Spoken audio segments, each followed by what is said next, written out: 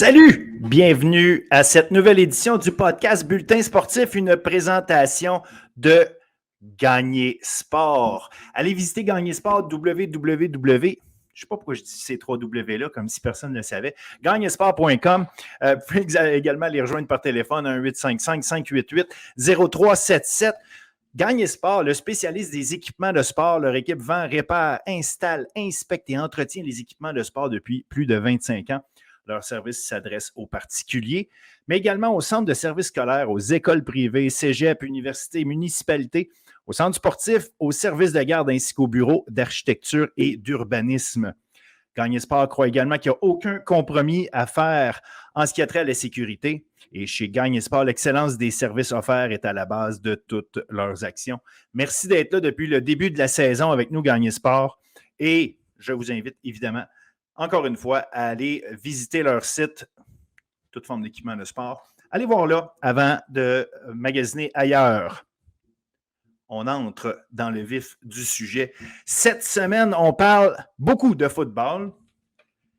La raison étant qu'on a terminé la saison au Québec. Il reste évidemment un match à être joué. Le match des matchs, la Coupe Vanier, le Rouge et Or, qui encore une fois nous en a donné plein la vue. On va en parler évidemment avec Jason Bryan, Jean-Baptiste dans la chronique football universitaire.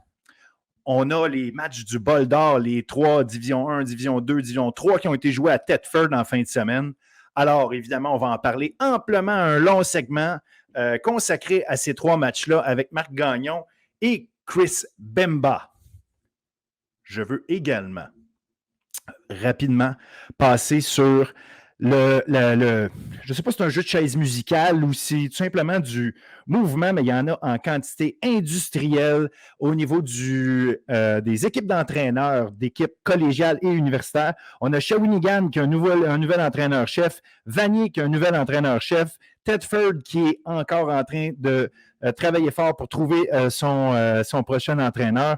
Il y a notamment Jean-Gabriel Poulain, l'ancien des Alouettes et de Western qui a refusé l'offre. Donc, il reste 3 candidats qui sont encore en lice. Il y a pas l'université, mais le cégep de Chicoutimi également qui est en recherche d'un entraîneur. Au niveau universitaire, il y a l'université de Sherbrooke qui a lancé un appel de candidature on peut voir sur Football Québec pour trouver le prochain coordonnateur offensif. Je sais qu'il y en a au moins 2 jusqu'à maintenant qui ont choisi de ne pas se joindre à Sherbrooke. N'y voyez rien contre Sherbrooke, c'est des gens qui ont des belles positions déjà. Probablement qu'ils étaient amplement heureux et satisfaits de leur situation. C'était correct. Des fois, il faut prendre une chance avec des gens, de leur demander s'ils sont heureux et s'ils sont bien, s'ils voulaient se joindre à nous. Mais bon, je sais qu'il y en a 2 qui au moins, qui ont choisi de rester où ils étaient. Donc, le poste est ouvert à tous. Il y a Concordia, évidemment, qui se cherche encore un coordonnateur défensif. Du moins, en tout cas, on nous avait dit que ça allait être quelqu'un qui allait être annoncé prochainement. On n'a toujours pas les nouvelles au moment où j'enregistre.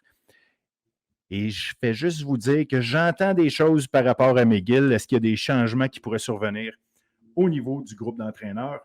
Surveillez ça, c'est fort possible. Je veux également partager avec vous quelque chose que vous avez peut-être déjà vu sur les réseaux sociaux. Il y a des articles de journaux qui ont été écrits là-dessus. Je vous montre des images, puis je vous en parle après. Oh, bol d'or, man.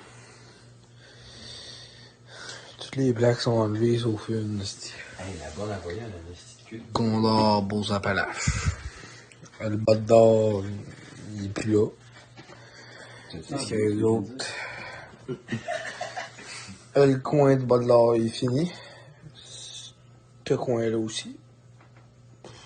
C'est un groupe que je niaisais, oui.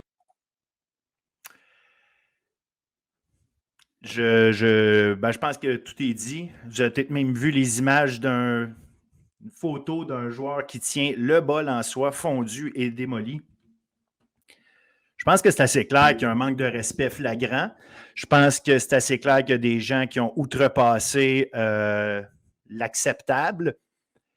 J'avais déjà l'information. Je l'avais depuis dimanche soir. J'avais choisi de ne pas en parler. Je ne voulais pas être une courroie de transmission de ces images-là. Je savais que le cégep et les responsables d'équipe de football avaient la situation en main. Des sanctions étaient en train de se prendre. Rapidement, les joueurs fautifs vont devoir payer pour remplacer, évidemment, remettre en état le trophée. Des excuses vont devoir être faites au RSEQ, mais également aux Gaillards de Jonquière. Parce que si vous ne le savez pas, en fait, c'est l'équipe de Beauce-Appalaches qui a fait ça. En tout cas, des joueurs de l'équipe de Beauce-Appalaches qui ont commis ces gestes-là après leur victoire au Bol d'Or. C'est également l'équipe devait être honorée au centre de la glace dans un match de hockey. Ça a été annulé. L'équipe de football ne pourra pas être mise en nomination pour l'équipe de l'année au cégep de Beauce-Appalaches. Et on attend à ce moment-ci encore les sanctions qui pourraient venir contre l'équipe, contre le cégep, contre les joueurs. Je ne sais pas encore, mais on attend des sanctions qui vont venir du RSEQ. Est-ce que ça va avoir un impact sur la possibilité de voir Beauce-Appalaches grimper en Division 2 l'an prochain ou bientôt? Là, c'est à voir parce que je sais qu'éventuellement, ils vont vouloir faire une demande et avec raison parce qu'ils sont là depuis 2 ans et ils arrachent tout sur leur passage. C'est évident que c'est des joueurs en particulier qui ont fait ça. Ce n'est pas l'équipe au complet, mais ça rejaillit sur une équipe, ça rejaillit sur une organisation, ça rejaillit sur des entraîneurs, ça rejaillit sur le football collégial et étudiant au grand complet. J'imagine que les auteurs de ça vont comprendre le message, auront compris que c'est pas juste du matériel qu'ils ont brisé, c'est un symbole. Il y a tellement de gens qui se battent et qui travaillent fort pour essayer de gagner des championnats, être sacré champion, avoir ce titre-là, le symbole qui vient avec, comment tu peux décider de le détruire? Je ne suis pas dans la tête de ces gens-là, mais je pense que c'est assez clair pour tout le monde que c'est inacceptable.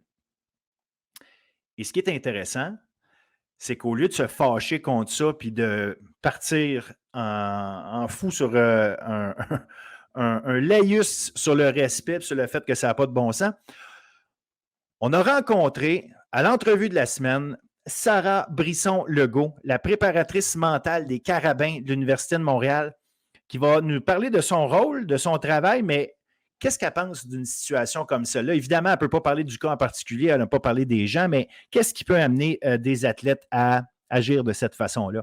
Alors, ça va être très intéressant. Je vous invite fortement à écouter cette entrevue-là. Ça sort un peu de la boîte. Au lieu d'avoir des coachs et des athlètes, cette fois-ci, on amène quelqu'un qui amène tout à fait autre chose, quelque chose qui est extrêmement important, l'approche mentale dans le sport étudiant.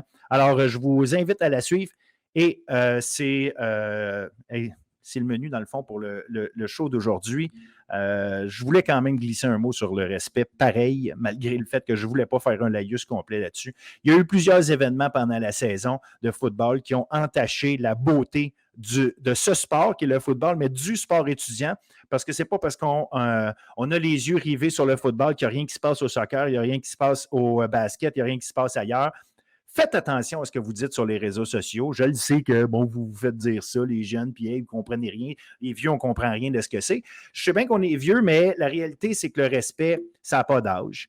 Puis avoir du respect de tes coéquipiers, de tes adversaires, des arbitres, si tu es un parent, si tu es un entraîneur, peu importe t'es qui. OK, pouvez-vous enseigner le respect? Pouvez-vous appliquer le respect? Moi, quand j'ai vu quelqu'un péter la gueule à un arbitre cette année, je pense qu'on a dépassé des limites. Quand je vois des gens insulter des gens sur les réseaux sociaux après une victoire ou après un gros jeu, après une blessure, c'est inacceptable. Ça va le rester. Puis les jeunes que je côtoie vont réfléchir à ça également parce qu'eux pensent la même chose. Fait que les quelques rares individus qui pensent qu'ils ont raison d'agir comme ça, revoyez votre approche. Sur ce, je vous souhaite un bon show. Écoutez ça, on fait le tour de tout ce qui s'est passé et puis je pense que vous allez en avoir amplement à vous mettre sous la dent et à discuter entre vous après. Vous nous donnerez vos commentaires à savoir si on est à côté de la traque ou si on dit des choses qui ont du bon sens. Bon show tout le monde.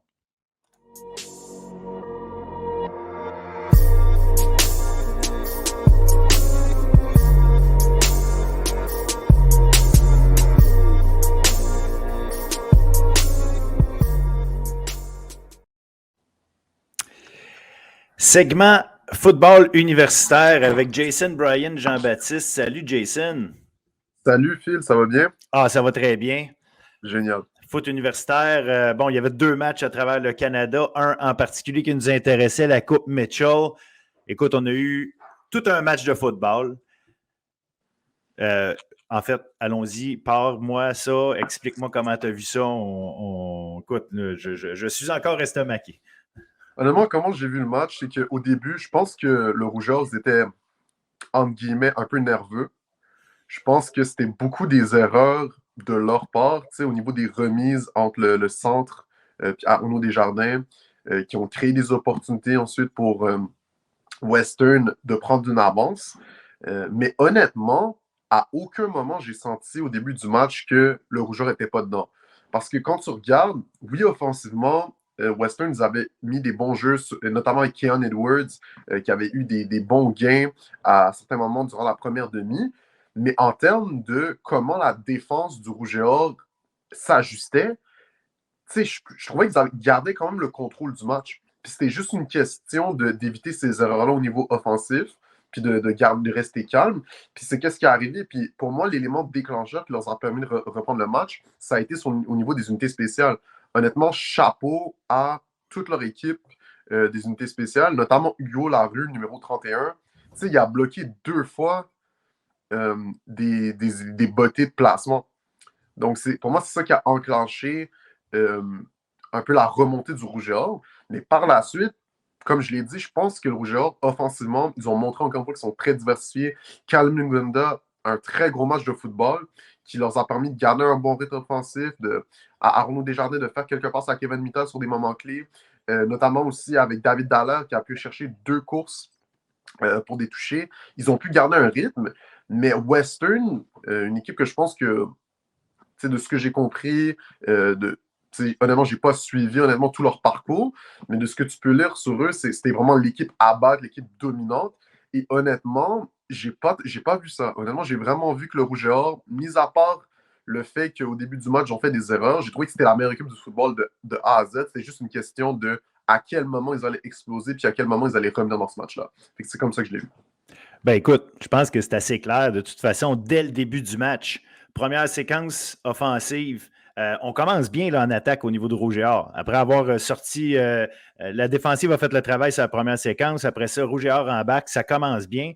Jusqu'à ce qu'il y ait cette première remise-là qui, dans le fond, est une mauvaise communication parce que Arnaud Desjardins regarde à sa droite, bang, il reçoit le ballon en face, échappe le ballon. Ça fait qu'au bout du compte, on recule, puis c'est Western qui reprend le ballon. Et Western, de son côté, tout de suite, ça va marquer un long toucher. Fait que tu dis, OK, ça peut les brasser un peu. Mais dès que le Rouge et Or reprend le ballon, le premier snap, tout de suite, par-dessus la tête d'Arnaud Desjardins. Là, cette fois-ci, c'est lui-même qui récupère le ballon, mais ça reste qu'ils sont tellement reculés qu'ils sont obligés de botter. Western prend le ballon à une distance, disons qu'il avait en bonne position, réussissent le placement. Rouge et Or reprend le ballon. Qu'est-ce qu'ils font? Encore une mauvaise remise. Cette fois-ci, scoop and score. Le joueur de Western s'en va marquer le toucher. C'est 17-0, mais comme tu dis, c'est 3 erreurs du centre. 3 erreurs directement de Nicolas Thibodeau. Puis, Nicolas Thibodeau, c'est un vétéran, c'est un très bon joueur. Pour être un joueur partant sur la ligne offensive du Rouge et Or de Laval, il faut que tu sois tout un joueur de football. OK? C'est assez clair. Carl Brennan, il a formé des joueurs de ligne offensive pour la Ligue canadienne en quantité industrielle. Fait que si tu es là, c'est parce que tu es un bon joueur. Qu'est-ce qui est arrivé à Nicolas Thibodeau? La mécanique a lâché à ce moment-là. C'est ce qui est arrivé à un moment donné. Ça devient ça. Et réaction rapide. Ils l'ont mis à garde. Ils mettent garde et ils mettent Gay à la place comme centre. À partir de là, bang, la machine a reparti. Et qu'est-ce que c'est? Ben, c'est 27-3 le reste du match pour Rouge et Or. Alors oui, il est en contrôle. Kalinga Muganda a joué son meilleur match au moment le plus important. Rappelons-nous qu'il avait dit au début de la saison, avant que ça commence, je suis le meilleur porteur de ballon au Canada. Bon, il a fallu qu'il fasse sa place, il a fallu qu'il court. Mais au début de la saison, Muganda n'était pas en parfaite forme physique. Là. Il y avait des enjeux, pas parce qu'il ne s'était pas entraîné, mais parce qu'il y avait des enjeux avec sa cheville encore. Il n'était pas capable de courir autant qu'il voulait. Donc, il n'était pas à sa pleine forme. On l'a senti dans les dernières semaines qu'il prenait plus de place, mais c'est la première fois cette saison que je vois un porteur de ballon de Laval être sur le terrain du début à la fin. Oui, c'est Doff qui a eu les premières remises, là, comme d'habitude, mais après ça, c'est Muganda qui a pris le ballon et Muganda a joué le reste du match. C'est lui qui était derrière Desjardins. C'est à lui qu'on a donné le ballon tout le long du match. 24 courses, 173 verges. On n'a pas vu ça de l'année, un porteur de ballon à lui tout seul prendre le contrôle comme ça pour le Rouge et Or. Donc, c'était fantastique comme match de sa part. Puis, on a eu Kevin Mittal qui, comme toujours, était excellent. 6 attrapés, 77 verges. Bon, il en a déjà fait plus en termes de chiffres dans sa carrière et dans la saison. Mais ça reste que c'était des catchs à des moments importants. Puis comment il frappait disons que c'était pas l'inverse. Là, c'était pas lui qui se faisait frapper. C'était lui qui frappait les joueurs défensifs de l'autre côté. Puis je ne sais pas si tu avais su, mais avant le match, toute l'histoire autour du Rouge et Or qui couchait pas à London. Ils ont été installés à 1 heure, exactement. Il y avait un hôtel à 1 heure du terrain. Et ils n'ont pas participé à la conférence de presse, du moins pas sur place. Ils l'ont fait à distance. Mais Kevin Mittal a quand même dit à ce moment-là, à la conférence de presse, Western n'a pas vu une vraie attaque cette année. Et là, Valente, le meilleur joueur défensif de Western, a dit « OK, ça, c'est un manque de respect. Puis, ça nous donne envie de le frapper plus fort puis de faire fermer sa trappe. » Et au bout du compte, je pense que Kevin Mittal n'a pas fermé sa trappe. Puis, il n'y avait aucune raison de le faire. Ça a été un superbe match pour le Rouge et Or quand ils ont pris contrôle. Puis, ce qui est fantastique là-dedans, c'est, je sais qu'on a le mot résilience, là. On aime utiliser ce mot-là. Je ne veux pas qu'il soit galvaudé, mais la réalité, c'est que est-ce qu'on peut avoir un meilleur exemple d'une équipe qui se tient que ça? Un de tes joueurs vétérans est en train de faire des erreurs tellement graves jusqu'à un certain point. Il fait ces erreurs-là dès le début du match. Ça aurait pu sortir son équipe au complet. Non, ils ont décidé qu'ils se tenaient puis qu'ils repartaient de là. Puis à partir du moment où le changement a été fait, boum, on a commencé à dire OK, là, le vrai Rouge et Or est là. Puis là, on a parlé de l'attaque, mais la défense, écoute, Alec Poirier a été magistral. Ouais, puis tu le dis, puis justement, est-ce que tu peux me rappeler le prénom du garde? Je veux être sûr de bien le prononcer. Nicolas, oui, Nicolas. Nicolas Thibodeau, oui. Nicolas Thibodeau, justement, à la fin du match, tu sais, sur les courses, la course de toucher de David Dallaire en fin de toucher, c'est lui qui fait le bloc clé. Fait que, tu sais, encore une fois, ça montre... Il décroche, puis il s'en va faire le bloc au coin de la ligne. Exactement. Fait qu'encore une fois, tu sais, ça montre une fois, comme tu l'as dit, de la résilience, mais aussi, ils ont cru en ce gars-là. Ils ont cru que, OK, peut-être qu'à ce moment-là, c'est pas nécessairement la meilleure position dans laquelle on peut te mettre à centre, mais là, à garde, on croit en toi, on croit que ça va mieux aller, puis il l'a prouvé. Puis pour moi, c'était une de nombreuses actions que cette équipe-là a montré que c'est une équipe qui va gagner la bagnée. T'sais. Par exemple, j'ai parlé d'Hugo Larue, les 2 blocs du punt. Maxime Lavallee à la fin du match, au 4e quart. Gros match de Lavallee encore. Gros match. Lavallee, les passes rabattues qu'il a fait, c'était exceptionnel. Tu as mentionné Kalen Muganda. C'est juste des courses dynamiques. Il a été physique. Il a vraiment permis aux joueurs de garder un bon rythme tout au long du match. Et pour moi, les Rougeurs, ils ont juste montré que c'est une équipe qui peut gagner de différentes façons.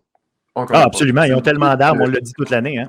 Non seulement ils ont plein d'armes, mais ils s'ajustent. Ils n'ont pas essayé de forcer les choses avec, par exemple, Desjardins. Ils ont vu que le jeu aérien, c'était correct, mais ce n'était pas la façon par laquelle on va remporter ce match de football. À la place, ils sont axés sur la défense, ils sont axés sur un très beau travail au niveau des unités spéciales. Ils sont restés constants. Puis je pense qu'au final, défensivement, le fait qu'ils ont gardé Ken Edwards, c'était le meilleur, c'est un candidat pour le meilleur joueur par excellence au Canada. Oui, il a terminé avec 127 verges, mais ça lui a pris 26 courses. C'était un joueur que je pense la semaine précédente, en une course, il avait obtenu 86 verges.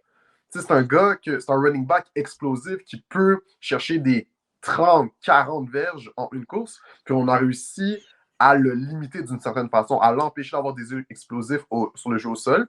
Puis du côté du passing game avec Evan Hillock, c'est un quarterback avec un très grand bras. Il peut lancer le ballon de façon très profonde, il est très explosif.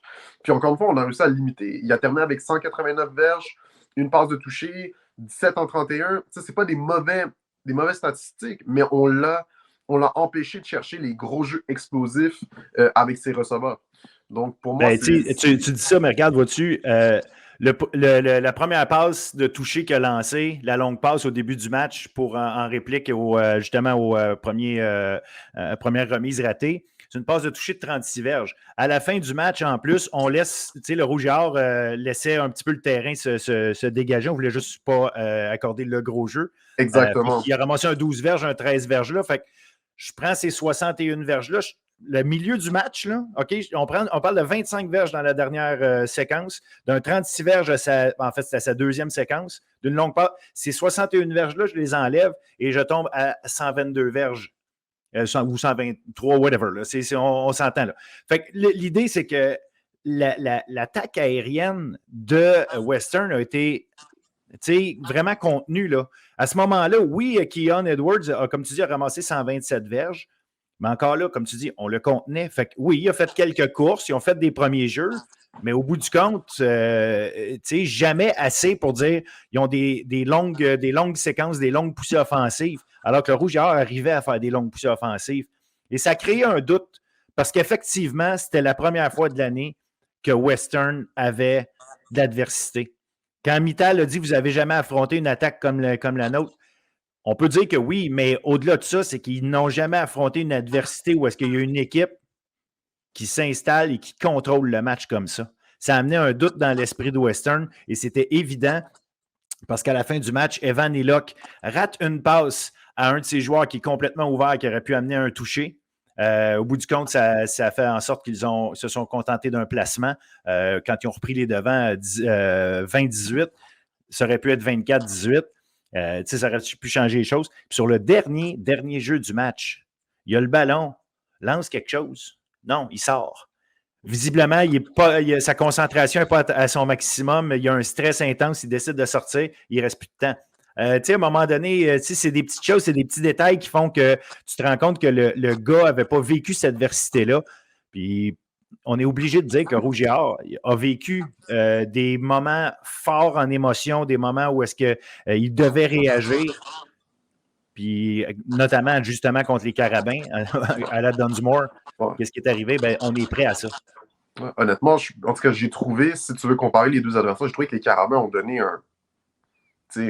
c'était un défi. Dans le sens que, oui, je dis pas, je diminue en rien qu'est-ce que Western a fait, mais il y a des moments, quand tu compares les deux matchs entre la Dunsmore et la Mitchell, où les Carabins, ils avaient, dans certaines séquences, le contrôle du match. Là, honnêtement, même quand le Rouge et Or était en déficit, j'ai pas senti qu'ils n'avaient pas le contrôle du match. Même au premier quart. À la fin du premier quart, ils avaient, je pense, 5 first down. Western en avait 4. Puis c'était un premier quart, entre guillemets, catastrophique. Fait que pour moi, ça indiquait à quel point, malgré, c'était juste quelques erreurs graves, mais c'était pas des trucs qui étaient insurmontables, connaissant à quel point c'était une bonne équipe de football, puis une équipe de football résiliente. Puis c'est ça qu'ils ont montré. Je pense que, honnêtement, ça en dit beaucoup sur, honnêtement, le Rouge et Or, le talent qu'on a ici au Québec, puis ça en dit beaucoup sur à quel point cette équipe-là, ils ont non seulement progressé, mais ils ont montré du caractère. Je sais pas comment expliquer, mais vraiment, c'est ça. Tu l'as dit, de la résilience, du caractère. Tu sais, les commentaires de Mittal, son attitude, tu sais, de leur point de vue, c'est peut-être arrogant, mais pour moi, ça en dit beaucoup sur leur confiance. Puis pour moi, c'est quelque chose qui est assez spécial, puis j'ai très hâte de voir comment ils vont exprimer ça dans la Vanier face à Saskatchewan. Exact. Puis, tu sais, moi, je me souviens encore de l'entrevue que j'ai eue avec Glenn Constantin avant que la saison commence et qu'il disait à quel point ça allait être important cette année de mieux gérer les moments d'adversité. Fait que je pense qu'on... tout est dans tout. Là, il reste à boucler la boucle. Je fais le set, mais je ne vais pas le finir parce qu'il reste la Vanier à aller jouer. Puis tu l'as dit, contre Saskatchewan, ça va être ça qui va être à voir. Mais la seule chose qu'il ne faut pas arriver, c'est de penser que la Vanier est déjà gagnée parce que Western est battu. Et ça, c'est important, mais en même temps, je vois que contre Montréal, le défi était gros. Il fallait gagner la Dunsmore. C'était important parce que c'était un objectif clé. Aller gagner la Dunsmore, ça faisait quelques années qu'il ne l'avait pas fait. C'était important. Il y avait une tension, si on veut, qui était là autour de ce match-là. Il fallait le gagner. Après ça, il fallait aller affronter l'équipe qui était classée numéro 1 au pays, que tout le monde disait que c'est évident que Western est de loin le favori. perdent 17-0 au début, parce que tu as beau dire qu'ils sont en contrôle du match quand même, on les sent en contrôle. Il faut toujours bien que tu remontes de 17 points. Oui. Comme ça. Tu sais, dans ta tête, à quel point tu penses que tu vas leur donner seulement 3 points dans le reste du match, puis que tu vas en marquer 27? À ce point-là, là, c'est dur d'imaginer ça quand même, de dire, écoute, il nous reste 3 quarts, puis il faut les battre par 17 points. Je comprends que tu prends morceau par morceau, mais ça reste que quand tu prends du recul puis tu regardes ça, ça reste que c'était toute une tâche. Et là, de penser qu'il te reste la Saskatchewan, je sais qu'ils vont être bien préparés, je le sais qu'ils vont bien faire les choses, j'en doute pas une seule seconde. Je fais juste dire, descends pas ton intensité d'une petite coche en pensant que OK, on a fait ce qu'on avait à faire. Non, tu n'as pas fini. Tu as quelque chose à faire. Mais je ne suis pas inquiet. Je vais juste dire que c'est la chose qui pourrait être dangereuse jusqu'à un certain point. C'est qu'il faut s'assurer d'éviter. Écoute, j'ai essayé de me renseigner un peu sur Saskatchewan, puis j'ai regardé un peu des clips que j'ai trouvés sur leur match contre Saint Francis Xavier University. Saint-FX, là, peu importe. Puis j'ai regardé un peu, j'ai lu un peu sur Saskatchewan, de ce que je comprends. Mais déjà, leur carrière, Mason Nius, c'est un joueur exceptionnel. Oui, absolument. On parle d'un vétéran de 5e année qui a été nommé All-Canadian. Il a eu beaucoup d'accolades pour ses performances. C'est un des meilleurs carrières du pays. C'est un gars que, dans le match contre Saint Francis, il a terminé avec 327 verges, 2 passes de toucher. Vraiment, c'est un joueur exceptionnel, c'est un vétéran. Puis autour de ça, il y a une ligne offensive qui est vraiment imposante. On parle de gros gars, on parle de gars qui sont imposants, on parle de gars qui ont été ensemble pendant longtemps. Fait que c'est ça aussi. De la même chose du côté de la ligne défensive. Puis juste collectivement, on parle d'une équipe de football qui est très complète, qui est très semblable à Western, très semblable au Rouge-A. C'est une équipe de football qui a pas vraiment, qui montre très peu de faiblesse. Puis ils ont aussi un bon jeu au sol avec Riker Frank, que c'est leur running back. Donc, de façon globale, je pense que ça va être un autre match de football très intense. Pas facile à gagner.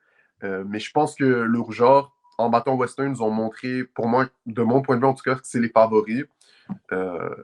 Après, je dis pas, comme tu l'as dit, ça va pas être une tâche facile. Ça va être un match de football très intense, je pense. Puis ça va être intéressant de voir comment ils vont s'ajuster.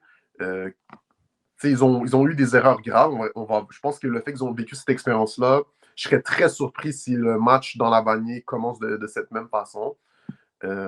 Donc, pour moi, ça va être intéressant à suivre. Saskatchewan, c'est une bonne équipe de football. C'est une équipe de football qui est très, de ce que j'ai compris, qui a une très grande culture aussi. Ils ont bâti une culture qui est vraiment bâtie sur la confiance, discipline. Il est en finale l'an passé aussi, là, Saskatchewan. C'est un grand programme de football, là, les Huskies. Donc, non, tu ne peux pas arriver en pensant que tu t'en vas là jouer un match ordinaire. Là. Mais ça reste que je pense que tu l'as dit. Le Rouge et Or s'est positionné comme favori. Ça ne veut pas dire que c'est facile. Tu as mentionné le carrière Nihus. Le seul cette année, d'ailleurs, qui a plus de verges par match que Desjardins. Puis pas par peu, là. Desjardins a comme 315, lui a 345 verges par match, excuse-moi, pendant la saison. Il a lancé 18 passes de toucher. Il y a Vavra et Perry, ces 2 receveurs qui vont être à surveiller, 2 gars qui ont eu en haut de 600 verges cette année. Fait il y a un jeu à l'attaque. C'est une équipe reconnue pour la grosseur de ses lignes. Ouais. Mais c'est une équipe qui a du jeu aérien. Donc, il va être intéressant. C'est pas juste un old school football team là, avec de la course uniquement. Là, c'est pas ça. Il y a d'autres choses qui vont se passer. Fait que c'est pas une équipe comme Western en ce sens-là. Maintenant, regarde, si Muganda est capable d'avoir un match comme il y en a eu là, si la ligne offensive du Rouge et Or, parce qu'on peut bien parler des autres lignes, là, mais qualité de ligne offensive, là, Rouge et Or a démontré ce qu'il démontrait dans le temps, c'est-à-dire, nous sommes la référence en termes de ligne offensive. C'est la meilleure en termes de qualité. Là, en tout cas, jusqu'à ce qu'on me prouve le contraire. Ils étaient les meilleurs au Québec. Ils ont été meilleurs que Western. Fait que, ça va être ça, là, le travail, encore une fois. Fait que si la ligne offensive fait le travail qu'elle a fait, que Muganda est capable de contrôler en courant le ballon comme ça, bonne chance, là. Parce qu'ils ont beau lancer des ballons. Le Rouge et Or a affronté un groupe de corps arrière cette année au Québec qui n'a rien à envier à Nihus. Si bon soit-il avec les statistiques qu'il a.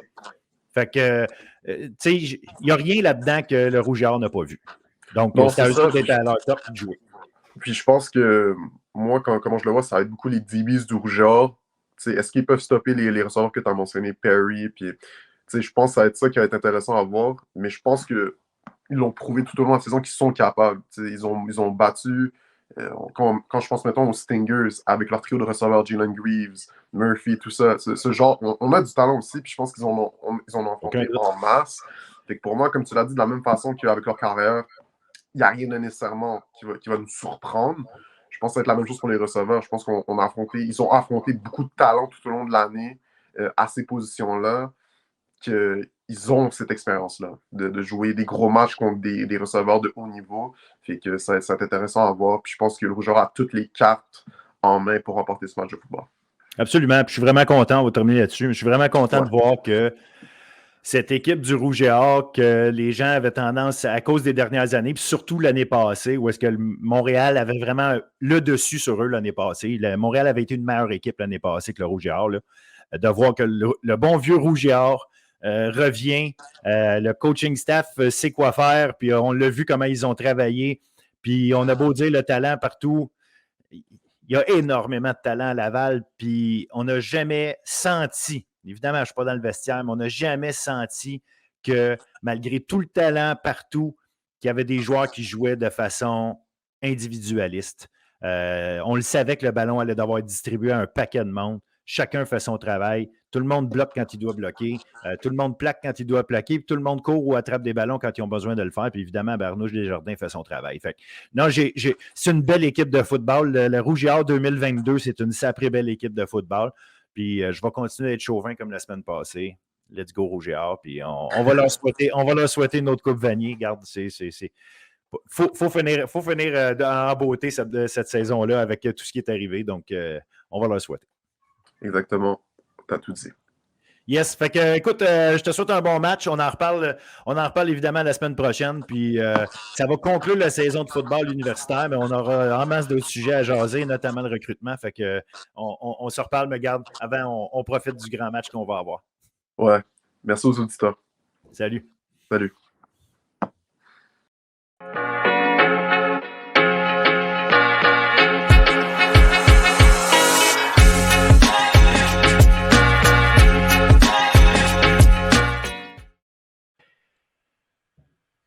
Football collégial, on est rendu là, c'était la fin, dans le fond, le summum, la cerise sur le Sunday, mais la fin en même temps de la saison.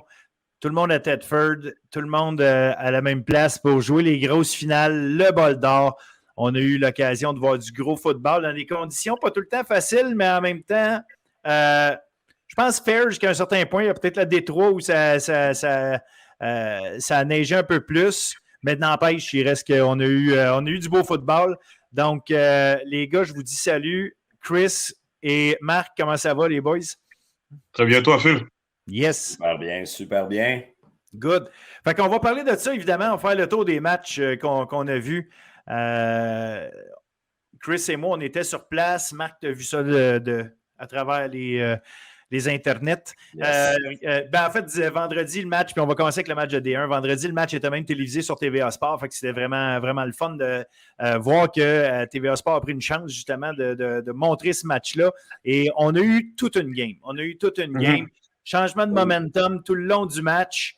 Vraiment, vraiment quelque chose à être sûr de garder les gens qui voyaient ce match-là sur place ou à TV. Vraiment garder les gens au bout de leur siège. Et à la fin, les favoris, en fait, les favoris parce qu'ils avaient été premiers pendant la saison, les Titans de Limoilou qui l'emportent 33-21. Comment vous avez vu ça? Chris, tu étais sur place avec ta caméra. Yes. À toucher un tout honneur, vas-y, mon cher, je te laisse nous dire comment tu as vu ça, toi. Ben, tout d'abord, très bonne game là, des deux côtés. Là, c'était vraiment une très bonne finale à regarder. Division 1 en plus, qui s'est passé à TVA Sport. Pour de vrai, ils ont donné tout un show. CNDF, comme on l'a répété à chaque semaine, sont venus avec la bonne énergie, n'étaient pas intimidés par Limoilou. Puis la preuve, c'est dès le kick-off, fausse fumble, ils ont pris le ballon dès la première drive, ils ont pu marquer des points sur le board et tout. So, je pense que ça a déstabilisé Limoilou un peu, ce qui a permis justement à CNDF là, de continuer à les attaquer. Mais deuxième demi, plus au quatrième quart, le Limoilou, je pense qu'ils se sont réveillés puis ils ont parti la machine. Puis qu'est-ce qui est intéressant de Ouellet, là, il y a eu quand même une game assez difficile au niveau de la passe, mais il a pu utiliser ses jambes. Puis avec le duo là, de Saint-Pierre là aussi, qui a connu une excellente game, 127 verges aussi. So, je pense que ils ont pu s'imposer au niveau de la course au 4e quart, puis ça a pu les aider justement à remporter la game, mais très bonne game là, des deux côtés. Là. Exact. Marc? Oui, ben en fait, on avait dit qu'il fallait absolument créer quelque chose aussi quand tu étais négligé. Je me sens de guillemets. Regarde, ça a tourné exactement. Tu ne peux pas rêver d'un meilleur scénario pour CNDF. De se placer dans le match rapidement, être capable de prendre les devants. Ils ont joué coup pour coup aussi avec Limoilou en première demi. On a réussi là, à pender la balle là, quand même avec Rémi Nadeau là, qui a fait un super job derrière sa ligne à l'attaque. Honnêtement, on était bien parti pour quelqu'un qui avait callé un upset. J'avais un petit sourire en coin, puis je voyais le match à développer. Puis je disais, ouais, mais toi, tu callais juste des upsets. Ouais, c'est ça. Facile. Au moins, je n'ai eu un autre, mais on va en jaser. Oui, absolument. On y reviendra d'ailleurs. Ah, c'est ça. Ça a été vraiment une belle première demi, assez serrée, tout ça. On est rentré au vestiaire, on a repris le momentum. Limoilou avait repris les devants aussi à peu près au milieu du deuxième quart. CNDF, juste avant la demi, qui s'en va en mettre un autre dedans.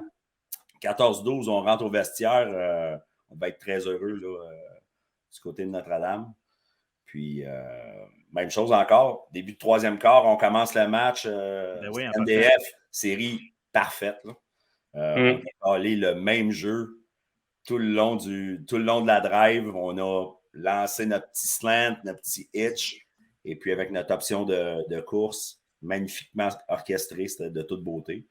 Le momentum semblait être sur ce côté-là. Puis après ça, les Black Boys embarqués dans la game, les chandails noirs embarqués. Puis là, ils ont fait mal.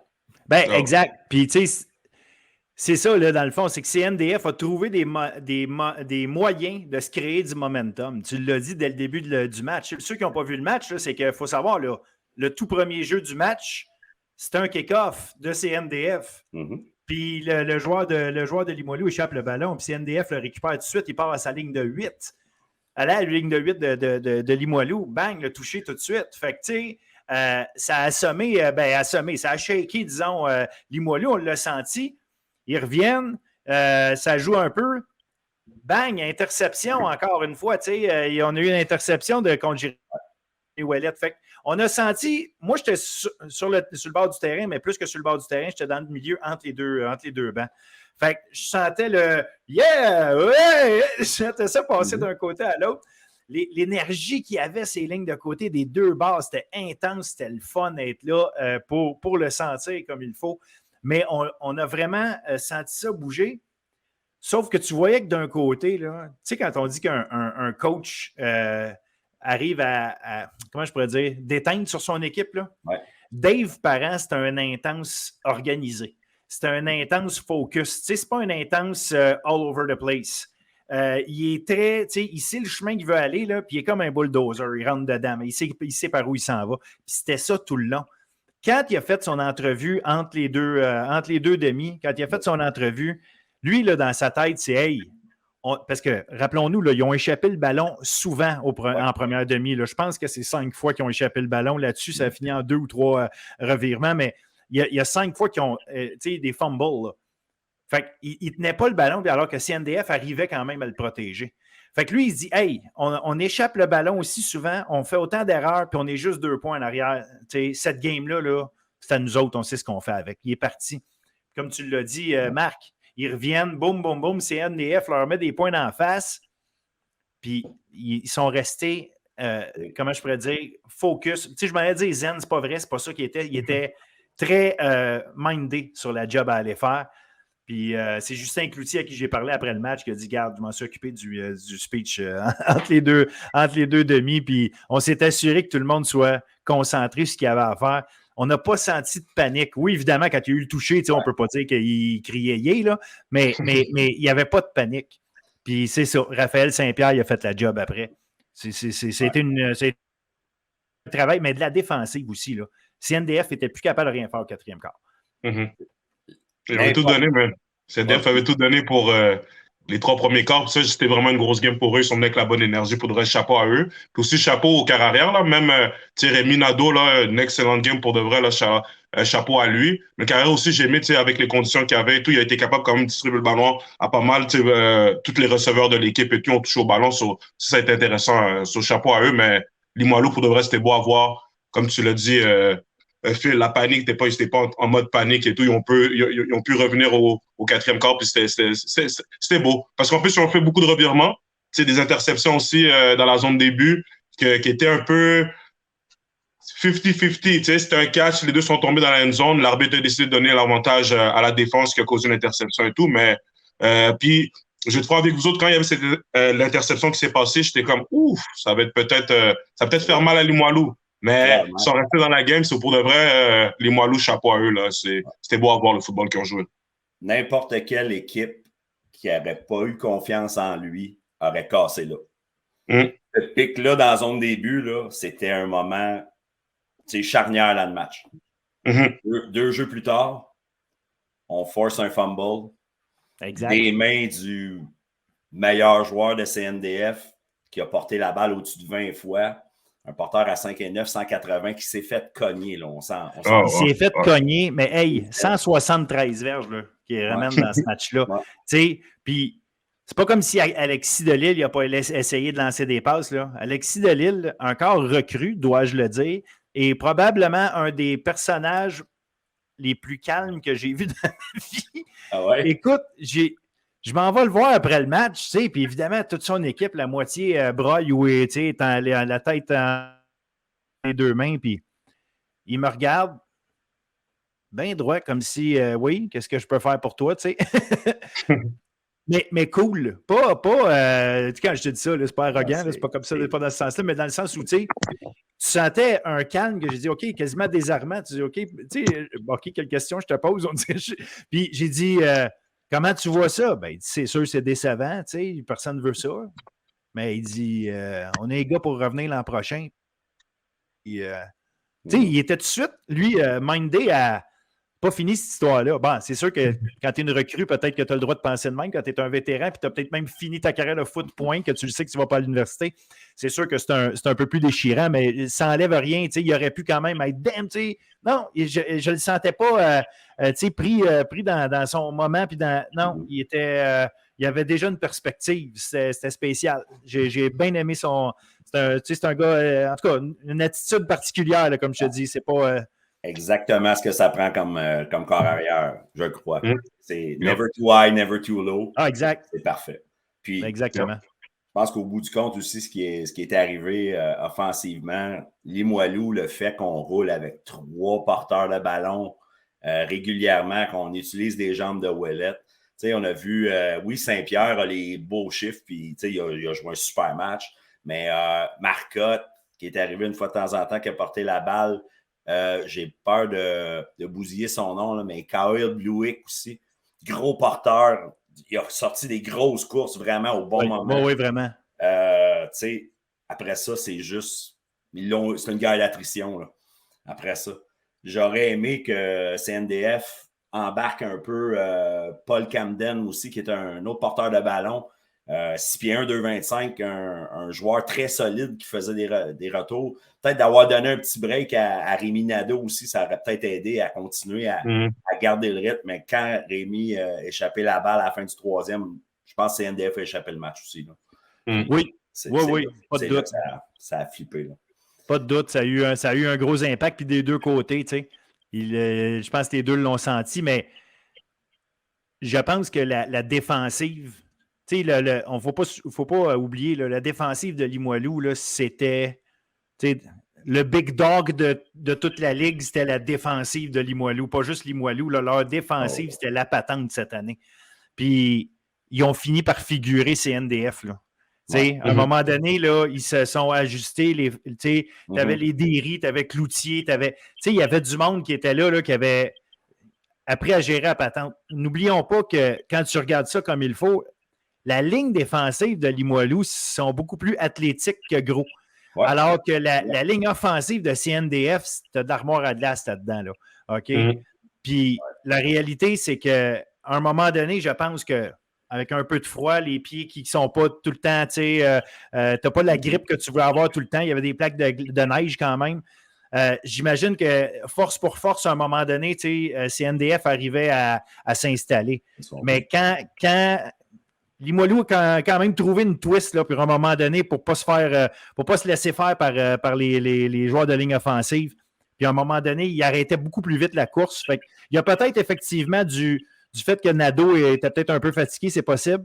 Mais peut-être qu'il a pris un coup aussi, peut-être qu'il a pris un coup, puis lui-même, ça l'a affecté mentalement. Who knows, mais je pense que Marc t'a apporté un bon point dans. Limoilou l'ont fait, ils ont utilisé plusieurs running backs. CNDF, si on veut, ils auraient pu ajouter peut-être un autre running back dans le mix, peut-être que ça aurait changé aussi. Peut-être le style de running back, peut-être un running back plus gros, peut-être ça aurait fait peut-être une différence, mais who knows. Mais je pense que ça aurait été quelque chose qui aurait été intéressant là, du côté de CNDF, là, si on avait pu rajouter peut-être un running back dans le mix. Puis il y a une stat qui m'a frappé aussi à la fin du match. On a converti seulement 8% de nos troisième essais à CNDF. Fait que ça, c'est difficile aussi de... Si tu n'as pas de drive soutenu, c'est ta défensive qui est sur le terrain. Puis éventuellement, connaissant Limoilou, on s'en allait vers ça. Et comme on allait se faire ouvrir. Point barre. Ah, exact. Mais tu sais, c'est la recette Limoilou. C'est jusqu'en temps normal, elle commence au premier quart. Ouais. Là, elle a commencé à vraiment eu son effet complet au quatrième quart. Fait que c'est pour ça qu'on a vu ça. Puis chapeau à CNDF d'avoir été capable de déstabiliser Limoilou tout ce temps-là. Mais la réalité, c'est qu'on a été habitué à voir Limoilou toute l'année installer ce style de jeu-là comme ça, qu'une défense qui ne te donne rien, puis une attaque qui te bulldoze jusqu'à ce qu'il aille marquer. Fait que, tu sais, CNDF, c'est une belle équipe, puis il faut leur donner, mais garde, Limoilou, là, grosse saison. Ils ont fait ce qu'ils avaient à faire. Une belle équipe de football. Ils méritaient de gagner ça. Ils ont gagné ça fair and square avec intensité. Ça cognait fort, ça jouait vite, ça faisait ce que ça avait à faire. Puis garde, à la fin, je pense que la meilleure équipe a gagné, puis ça n'enlève rien à CNDF quand je dis ça. Je dis juste qu'à la fin, quand est venu le temps d'avoir de la crème sur le top, ben, Limoilou a fait sa job. Des deux, parce qu'on pourrait parler longtemps. Des deux. Là, on a eu quelque chose. Puis là, Marc est content. Je le vois tout de suite, son petit sourire en coin. Tout va bien. Tout va bien. Sherbrooke qui est allé gagner 28-14. Et oui, Marc, on fait la blague parce que ceux qui ne savent pas, Marc l'avait deviné, on peut dire ça de même, ou prédit simplement, juste prédit, tu ne peux pas deviner. Donc, il avait prédit, puis, tu sais, chapeau à lui, dans le sens où je pense que tu avais vu ce qui allait arriver, puis il est arrivé, pas dans le sens que c'est une surprise. Je n'ai pas été surpris de comment ça s'est passé.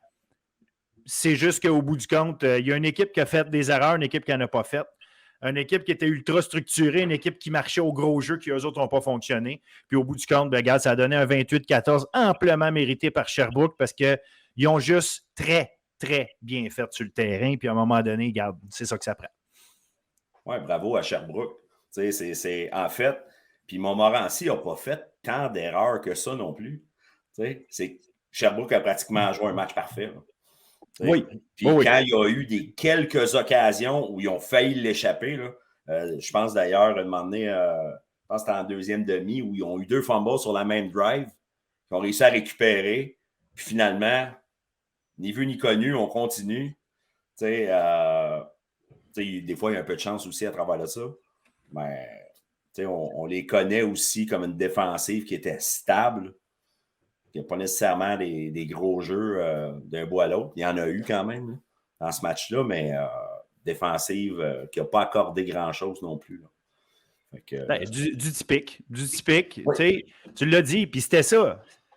Il fallait que Montmorency fasse ce qu'ils sont capables de faire d'habitude, c'est-à-dire des jeux explosifs. Ils ne sont pas arrivés, ces jeux-là. Mm-hmm. Puis, tu sais, l'erreur tu sais, tu dis pas beaucoup d'erreurs de Montmorency, c'est vrai en termes de tenir le ballon, mais c'est les pénalités qui leur ont fait le plus mal. Ils ont été punis, là, attends un petit peu, je dois avoir le chiffre devant moi, là, quelque part. Pénalité, 18 punitions pour 222 verges. L'autre bord, 8 pour 106. 222 verges de punition. Fait que, tu sais, à un moment donné, je ne suis pas en train de dire que c'est juste ça, mais c'est que ça te coupe ton momentum, ça défait des avancées, ça te recule, ça t'oblige à avoir des premiers 20. Là. À un moment donné, tu sais, contre une équipe comme Sherbrooke qui ne t'en donne pas beaucoup, si en plus tu es obligé d'en prendre plus, tu sais, c'est difficile. Puis il y a une couple de jeux ici et là, des catchs qui auraient peut-être pu être faits, qui auraient changé l'affaire. Mais au bout du compte, ça aurait-tu vraiment changé l'affaire? Dans le sens où un touché de plus, c'était passé. Ce que je veux dire par là, c'est qu'il ne faut pas non plus juste voir les choses ratées par Montmorency. Il faut voir comment ça a été bien fait par Sherbrooke. C'est ça aussi. Ouais. Yes. Ça, c'est bien dit, Phil. Mais ouais, Montmorency, pour commencer avec eux, là, les pénalités vraiment ont fait très, très, très, mais vraiment très mal. Surtout en fin de demi. Ils ont commencé à récupérer. Ouais. Ils ont commencé à récupérer le momentum, puis je pense qu'elle est marquée. Ils ont fait des gros jeux, justement. Ils n'ont pas eu de gros jeux durant la game, puis les gros jeux qu'ils ont eu, ça a été retourné. Ça fait très, très mal. Puis tu sais, quand ça s'est passé, tu vois que l'équipe était en mode c'est pas grave et tout. Puis moi, je me disais, OK, tu sais, ça fait mal, mais je pense que tu sais, le fait qu'ils vont en mi-temps, je pense qu'ils vont juste se parler tout le monde ensemble, puis ils vont venir de façon, tu sais, avoir une approche différente avec la game et tout. Mais non, ils ont continué à faire des pénalités, ils ont raté beaucoup d'opportunités. Justement, avec les longs jeux, ça les a fait vraiment mal.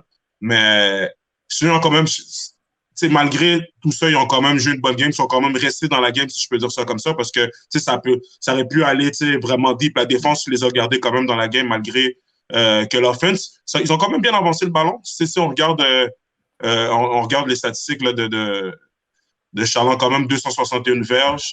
Olivier Cool qui a touché le ballon 10 fois. 10 fois. Pour 115 verges, un touché.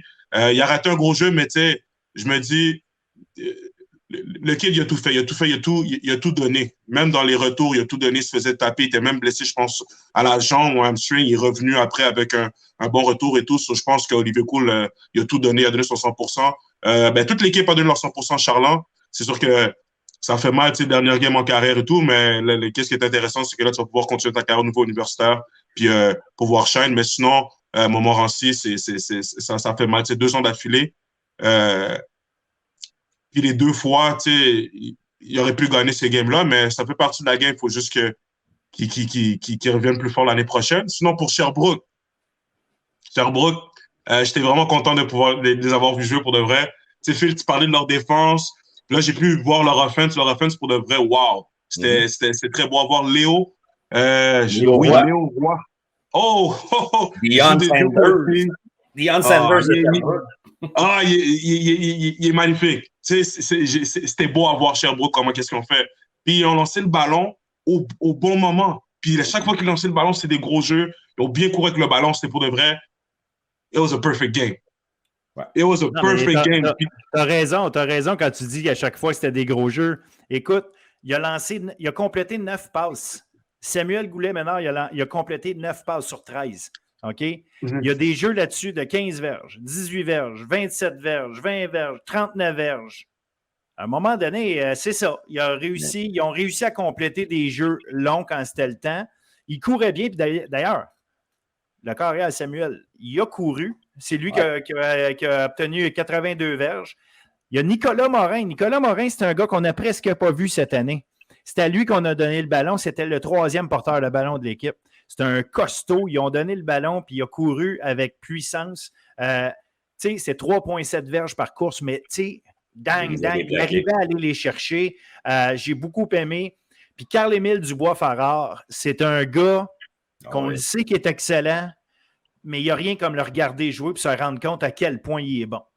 Tu as parlé de Léo Roy. Léo Roy, c'est le gars qui est all over the place. En défensive, il ne se fait pas attaquer. En attaque, il a reçu 2 passes pour des touchés. Il a fait des retours. Mais Carl-Émile Dubois-Farrar aussi a fait des retours. C'est 2 retours de bottée d'envoi très longs qu'il a fait. Ont placé tout de suite Sherbrooke dans des bonnes positions à chaque fois. Quand on dit que c'est une équipe qui fait bien les choses, là, je ne veux pas dire les petites choses, parce que je trouve ça niaiseux de dire ça de même, mais fait bien les fondamentaux. OK, du football, là, Sherbrooke, c'était ça. Une équipe bien coachée, qui a pris des bonnes décisions au bon moment. Puis il y a des jeux qui ont été clés. C'est plate pour Olivier Coul, qui est un grand joueur, qui est probablement le meilleur joueur de football de cette ligue-là cette année. OK? Il est extraordinaire, Olivier Coul. Mais quand il a échappé sa passe, alors qu'il était seul, puis que, bon, il aurait peut-être été arrêté à la ligne de 1, là, je ne sais pas. Mais rendu là, tu sais, on peut présumer qu'un touché aurait suivi. Ça aurait été 21-21 à ce moment-là si tu réussis le toucher. À la place, la passe d'après, elle est interceptée. La deuxième interception dont est victime Charland de toute la saison, interception. Bon, la défense a arrêté le jeu après, mais c'est juste de dire que tu défais ton momentum. Puis Olivier Coul, là, je sais qu'il s'est excusé auprès de ses coéquipiers à cause de ça. Mais la réalité, c'est qu'Olivier Coul, il faut quand même qu'il se rappelle que c'est peut-être parce qu'il a bien joué que les gars ont même eu la chance d'aller jouer ce game-là. Fait que ça, c'est une autre histoire. J'espère qu'il va avoir assez de recul à un moment donné pour se comprendre ce bout-là. Mais tu sais, lui, il voit ça comme ça. Il a attrapé 10 passes pour 115. Il aurait voulu en attraper une pour, je ne sais pas c'était combien de verges ce jeu-là. C'était un 40-45. Oui, c'était une longue passe. C'était le jeu que tu voulais voir. Mais c'est juste de dire que malgré ces ratés-là de Montmorency, Sherbrooke, oui, écoute, oui, c'est cool, attrape ce ballon-là. Tu n'as pas l'impression que Sherbrooke a une game parfaite, mais ça fait partie de la game. C'est juste de dire que quand même, Sherbrooke a forcé Montmorency à prendre des risques, puis ça n'a pas marché. Puis, à un moment donné, elle a la game, là, qu'est-ce que tu veux faire? Puis il faut leur donner aussi, ils ont essayé de courir, puis j'ai jamais vu Tipaldos courir comme ça, moi, de toute l'année. Oui. Il finit avec 118 verges. Je ne l'ai jamais vu faire des longues courses de même de toute l'année. C'est un gars qui fait les 4-5 verges maximum, des fois un 6.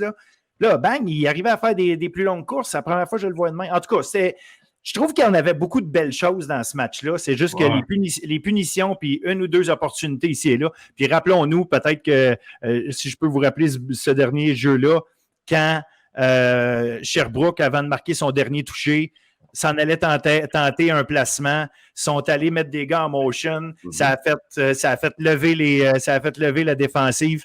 Puis, regarde, punition de Saint-Verge, first down à la ligne de 1 ou une pinotte, en tout cas, peu importe. Puis, ils ont été marqués un touché. Fait que là, ça venait essentiellement sortir Montmorency de la game. Fait que, tu sais, quand on dit bon coaching, des fois aussi, c'est un peu de ça. Mais d'exécution formidable aussi. Là. Fait que, je m'en allais là, justement. Ça a été préparé. Là. C'était préparé, c'était calé. Là. On est en dedans de 5 verges, on le sait que si on les fait bouger, on a un first down facile dans un moment critique. Ça, c'est pas du hasard. Là. On l'a calé, ce jeu-là. Puis non, excellent chapeau à Sherbrooke. Le match, où je trouve, le moment tournant du match, pour moi, c'est la dernière drive de Momo avant la demi, où on donne absolument rien au niveau de la tertiaire de Sherbrooke. On lance dans le flat, on veut courir. Puis, on a un first down dans le red zone où on a parlé des pénalités tantôt, où un joueur se paye une traite lors d'un bloc qui annule le first down, qui éventuellement fait qu'on manque de temps pour compter. Ça rentre à 14-7. Puis après ça, on arrive en deuxième demi. Momo est super agressif défensivement. On est rendu à 8 dans la box. Un petit screen à Léo Roy qui va mettre ça dans la zone des buts. Ça aussi, on s'est servi aussi. On a vu que Momo était agressif en première demi. Le call était parfait au bon moment, 21-7. Après ça, là, c'est catch-up sur une équipe qui joue parfaitement. C'est ça.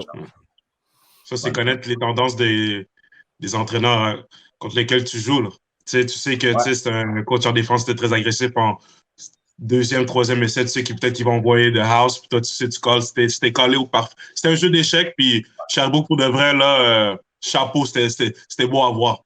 Ouais. Très, très, très beau à voir. Là, so, chapeau à eux, puis là, ils ont mérité là, le bol d'or, so, célébré. Complètement. Puis, tu sais, c'est ça. Je pense qu'à la fin, puis j'ai ri parce que quand j'étais sur le terrain, il y a des gars, « Hey, je t'ai vu, toi, ton podcast, t'as dit qu'on allait perdre, t'es? » J'ai dit, pas de trouble. Je dis, moi, mon gars qui écrit les articles, lui, il a dit que vous alliez gagner. Fait que nous autres, on est corrects. les gars, tu sais, sérieusement, ont été super cool. Puis, d'ailleurs, je salue ceux qui prennent le temps de nous écouter, là, de toutes les équipes, d'ailleurs, en passant. C'est vraiment tellement apprécié quand vous nous dites que vous nous écoutez puis qu'à la limite, ce qu'on a dit, c'était n'importe quoi. Ça veut dire que vous êtes dedans. Puis nous autres aussi, regarde, on se trompe, mais avec plaisir et bonne foi. Puis c'est quand vous venez nous voir et que vous venez nous dire qu'on fait ce qu'on fait, vous l'écoutez, là, même si vous n'êtes pas d'accord avec nous autres, on tripe, on est content parce que c'est pour ça qu'on le fait. On est content de se tromper dans ce temps-là. C'est bien correct. Absolument. On va se faire remettre à notre place, c'est correct, ça fait partie de la game. On avait qu'à être sur le terrain, puis là, on est rendu trop vieux. Fait que là, on fait juste parler à cette heure. Fait que les autres, Sur ce, Division 3, on avait un match revanche à quelque part de l'année passée, alors que Beauce-Appalaches avait battu Jonquière. Et là, on se retrouvait encore une fois avec les deux équipes-là en grande finale. Beauce-Appalaches a encore gagné, mais cette fois, je dirais un peu plus difficilement. Jonquière leur ont donné une bonne petite ride. J'ai aimé la façon dont on travaillait les gaillards, vraiment. Là. Cette fois-là, on n'était pas loin. Je leur aurais bien souhaité de gagner, mais en même temps, c'était bien mérité de la part de Beauce-Appalaches, une équipe qui a juste fait sa job toute l'année. Donc, mais quand même, ils ont une petite frousse. Mm-hmm. Yes. Jonquière, puis on avait parlé la dernière. Moi, j'ai mis beaucoup l'emphase sur l'énergie. Puis j'étais présent durant l'entrée des deux équipes et tout. Puis Jonquière sont venus en mode pas intimidation, mais ils ont fait sentir leur présence. Ils sont sortis de leur vestiaire, ils ont fait du bruit.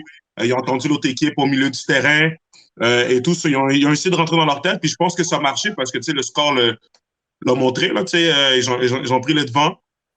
C'était un 13-0, je pense que c'était rendu un 13-0 et tout.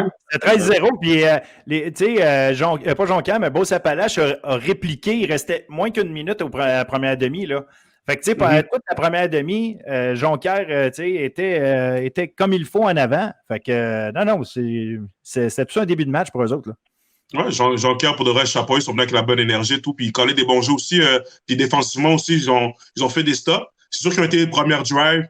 Beauce-Appalaches, je pense qu'ils ont vu un TD qui a été retourné pour une pénalité. Puis après, justement, Jonquière on s'est laissé cette opportunité-là pour les stopper. Ce qui a fait en sorte que Jonquière Beauce-Appalaches, désolé, sont sortis là avec 0 points et tout. Puis ils ont juste essayé ce momentum-là, puis ils ont pas regardé de l'arrière. Mais ça reste que Beauce-Appalaches sont venus à la deuxième demi, sont venus pour jouer. Puis offensivement, j'ai beaucoup aimé ce qu'ils ont fait. Ils étaient capables de courir avec le ballon. Le Cubo aussi était capable de courir avec le ballon. Ils étaient capables de passer le ballon aussi. Ça a été une très bonne game du côté offensif et tout. Puis défensivement aussi, ils ont pu step up au second half. C'est sûr que Jonquière, je pense qu'en fin de match, ça devenait un peu prévisible. Ils faisaient un peu les mêmes jeux, des screens, courses et tout. J'étais pas assez varié à mon goût. Puis je pense que Beauce-Appalaches, ils étaient à l'aise au niveau de la défense. Puis ils ont été capables d'arrêter malgré que la game est vraiment terminée. Pratiquement, c'est quoi? C'est un touché? Ben oui, 28-21.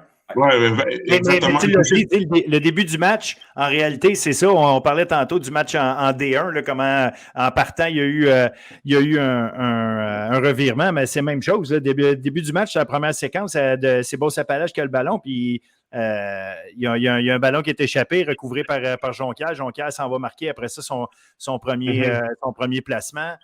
Marque un touché. Après ça, un autre placement. Tu sais, les trois séquences de Jonquière en attaque qu'ils ont eu en première demi, c'était des longues séquences puis qui ont mené à des points à chaque fois. Puis quand Beauce-Appalaches a marqué son premier point, mais c'est trois après ça, à la fin de la première demi, là, comme on disait tantôt. Puis après ça, c'est trois séquences offensives, c'est trois premières séquences offensives. Beauce-Appalaches s'en va marquer des touchés à chaque fois. Fait que, tu sais, on a été capable vraiment de créer de créer son momentum à certains moments. Puis, regarde, qu'est-ce que tu veux? Beauce a réussi à couper le momentum de Jonquière. Puis, ils ont pris de l'heure et ils ont pris le temps de se replacer à demi puis reprendre le contrôle de ce match-là. Puis ça finit 28-21, mais ça reste tout un match dans le sens que il y a un sentiment d'urgence qui est tout le temps là, veut pas quand le pointage est serré comme ça. Sûr. Si on regarde, on avait parlé la semaine passée, justement, dans le podcast, de créer quelque chose, de faire virer le momentum à quelque part. Puis je pense que la façon qu'on a parti le match, un peu comme, on regarde en Division 1, ça a été un peu ça aussi. Là. On a profité d'un fumble, je pense, sur une drive, c'est la première drive de Beauce-Appalaches. Puis après ça, on a des drives de 11 jeux, 13 jeux. On a gardé la balle. Puis on était aussi précis. Là, le taux de complétition du corps arrière Lefebvre, là, on parle de 22 à 36. Là, c'est quand même. 26 en 32, tu veux dire? Excuse, 26 en 32, 32 en 26, ouais, ça va aller mieux de même. Hein? 26 en 32, sinon il avait été vraiment solide. Puis dans des conditions aussi là, enneigées, froides, des chapeaux. Là. On a réussi à bouger la balle. Je pense qu'en fin de première demi, c'était 13-7. Ouais. Dans la dernière drive, si on avait été capable d'en remettre un autre, peut-être. Là. Ben ça, c'est sûr. Il en manque tout le temps un quand à la fin, tu as perdu, ça, c'est sûr. Ouais. Mais ça reste que. Quand tu reçois la balle en deuxième demi, c'est le fun d'être. Si tu es capable de t'en mettre un autre, ça score encore.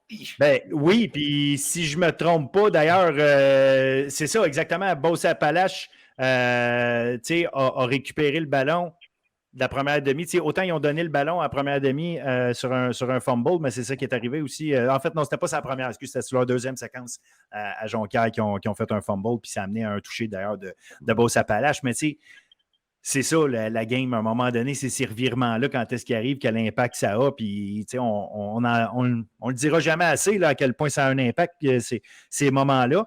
Mais il y a aussi le fait que faut que tu sois capable de revirer ça. Ton équipe vient d'échapper le ballon, mais ta défense, il faut qu'elle trouve une manière de stopper l'attaque l'autre bord. À un moment donné, il faut avoir le back de l'autre, là, si tu me permets l'expression. Il faut être capable, à un moment donné, de réparer l'erreur des autres. C'est pas tout le temps toi-même réparer ton erreur. Tu as besoin des autres. Puis, à un moment donné, comme je dis, ça déboulait d'un bord au début du match, ça a redéboulé de l'autre après. Ouais, parce que ça a été 21-21 aussi, là. Oui, absolument. Dans le match, c'est rendu, on a converti un 2 points. Puis après ça, ben. Ça, par contre, c'est une belle drive. Là, quand ils ont converti, on fait un toucher puis on fait convertir 2 points. Là, ça, c'était une. Mais, à la fin, la Beauce-Appalaches, je pense que physiquement, puis aussi, je pense que ils ont pu profiter là, du fait que Jonquière, I guess, était un peu plus fatigué après. Parce que ils ont joué toute une game. Là. Comme je dis, c'était. Ça a cogné pour de vrai. Là. Ça, c'est une game où ça a cogné fort et tout. Au vrai, Jonquière, chapeau à eux, nous a donné une bonne game. C'est sûr que perdre 6 fois en 2 ans, ça fait mal et tout, mais moi, je pense que à la fin de la journée, à Guess-Beau, ça paraît, sont juste plus forts, mais Jonquière, pour de vrai, nous ont donné une bonne game. Ils sont présentés, puis chapeau à eux. Là. Ils ont le futur, là, moi, je serais pas inquiet. C'est sûr que tu veux gagner la bannière, mais en termes d'équipe et tout, moi, je serais très content là, d'avoir une équipe comme ça. Jonquière, chapeau à vous autres. Là, Ah, exact. Puis, pour ceux qui ne savaient pas, c'était quand même leur 6e fois de suite en finale du Bol d'Or Détroit à Jonquière. Donc, puis d'ailleurs, ça me fait me poser la question. Est-ce que Jonquière et Beauce-Appalaches auraient fait partie des bonnes équipes des deux cette année, d'après vous? Après moi, tu lis dans mes pensées parce que je me suis posé exactement la même question tantôt. À la grosseur des lignes qu'ils ont, avec les carrières qu'ils ont, avec les porteurs de ballon, Samuel Paquet-Louis avec Jonquière, puis, excusez-moi, j'oublie son nom, je m'excuse d'avance à lui, excuse-moi, c'est Alex Lessard. Alex Lessard avec Beauce-Appalaches. Écoute, tu as des joueurs, puis là, Enzo Dioulou, Jérémy Gosselin, les meilleurs receveurs de chaque côté. Écoute, viens pas me dire que ces joueurs-là ne sont pas capables d'être de calibre à jouer avec les Saint-Hyacinthe, Valleyfield, John Abbott, Sherbrooke et Momo de ce monde. Là. Moi, en tout cas, je ne te dis pas qu'ils battent systématiquement, je te dis juste qu'ils peuvent jouer avec eux. Là. Ben, physiquement, en tout cas, c'est impressionnant. Moi, je pense que plus pour Beauce-Appalaches, pour compétition. Jonquière, je ne dis pas qu'il serait dans le bas du classement, mais je ne sais pas, il y a quelque chose, peut-être en termes de jeu, je sais pas, mais pour moi, Beauce-Appalaches, qu'est-ce que j'ai vu, c'était quand même assez complet. En termes d'équipe, et physiquement aussi, je pense que moi, je penserais plus pour Beauce-Appalaches. Jonquière, désolé, je pense pas qu'il serait dans le bas, mais je pense pas qu'il serait dans le top non plus. Ce serait une bonne équipe, mais il y a quelque chose en regardant la game. Puis aussi, j'ai regardé la game contre Huntsic aussi qui montrait que je pense que Beauce-Appalaches sont une classe à part, là.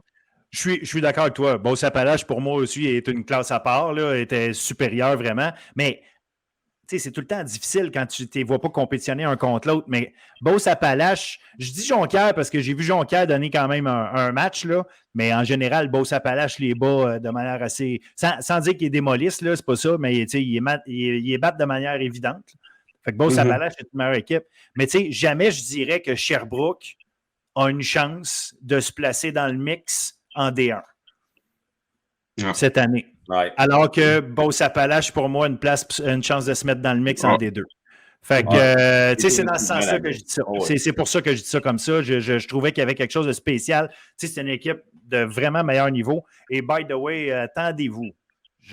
Attendez-vous à ce que Beauce-Appalaches essaye fortement de monter en D2 l'an prochain. Je leur souhaite. Moi, je leur souhaite. Je leur souhaite, puis on verra ce que ça va donner, mais ça pourrait être quelque chose d'intéressant. Ils ont porté une nouvelle culture là-bas et tout, je pense que ce serait intéressant de les voir de voir jouer avec une meilleure compétition. C'est sans rien enlever aux équipes de Division 3, mais je pense que Beauce-Appalaches, leur place est en Division 2, puis je pense qu'à partir de là, ils vont peut-être même encore plus grandir, peut-être même encore nous montrer quelque chose. Si je peux prendre par exemple un exemple, je fais une petite parenthèse comme ça, d'Albevio, que pendant des années dominait la Division 3. Puis je me rappelle, j'entendais beaucoup de commentaires comme quoi, c'est en Division 3 et à cause qu'ils ont beaucoup de G6, s'ils montent de niveau en Division 2, ils vont se faire brasser. Puis ils l'ont prouvé cette année à leur première année. Ils sont allés en finale puis ils ont gagné. Chapeau à eux. Mais je pense que du côté de Beauce-Appalaches, je pense qu'ils peuvent avoir le même impact et tout. Ça serait intéressant de voir si l'année prochaine, là, ils montent Division 2 et voir compétitionner contre les autres équipes. Là. Ça serait beau à voir. Oui, puis ça va être d'avoir, c'est la fin de Thomas Jean, Jérémy Gosselin, justement, ces gars-là. Fait que, généralement, tu parais à ton mieux quand tes meilleurs sont à leur pic. Là, quand ils s'en vont, puis toi, tu montes d'un niveau, puis les autres ne sont plus là, qu'est-ce que tu vas être capable de faire? Ça va rester à voir. Mais la question va être de savoir est-ce que ils ont établi un standard assez, des bases, pas un standard, mais des bases assez solides, des fondations assez solides pour amener un recrutement récurrent qui va faire en sorte qu'ils vont, pas faire comme c'est arrivé dans leur première partie, la première époque où est-ce qu'ils étaient en D2, puis que pendant des années, ils n'ont pas gagné un match ou à peu près.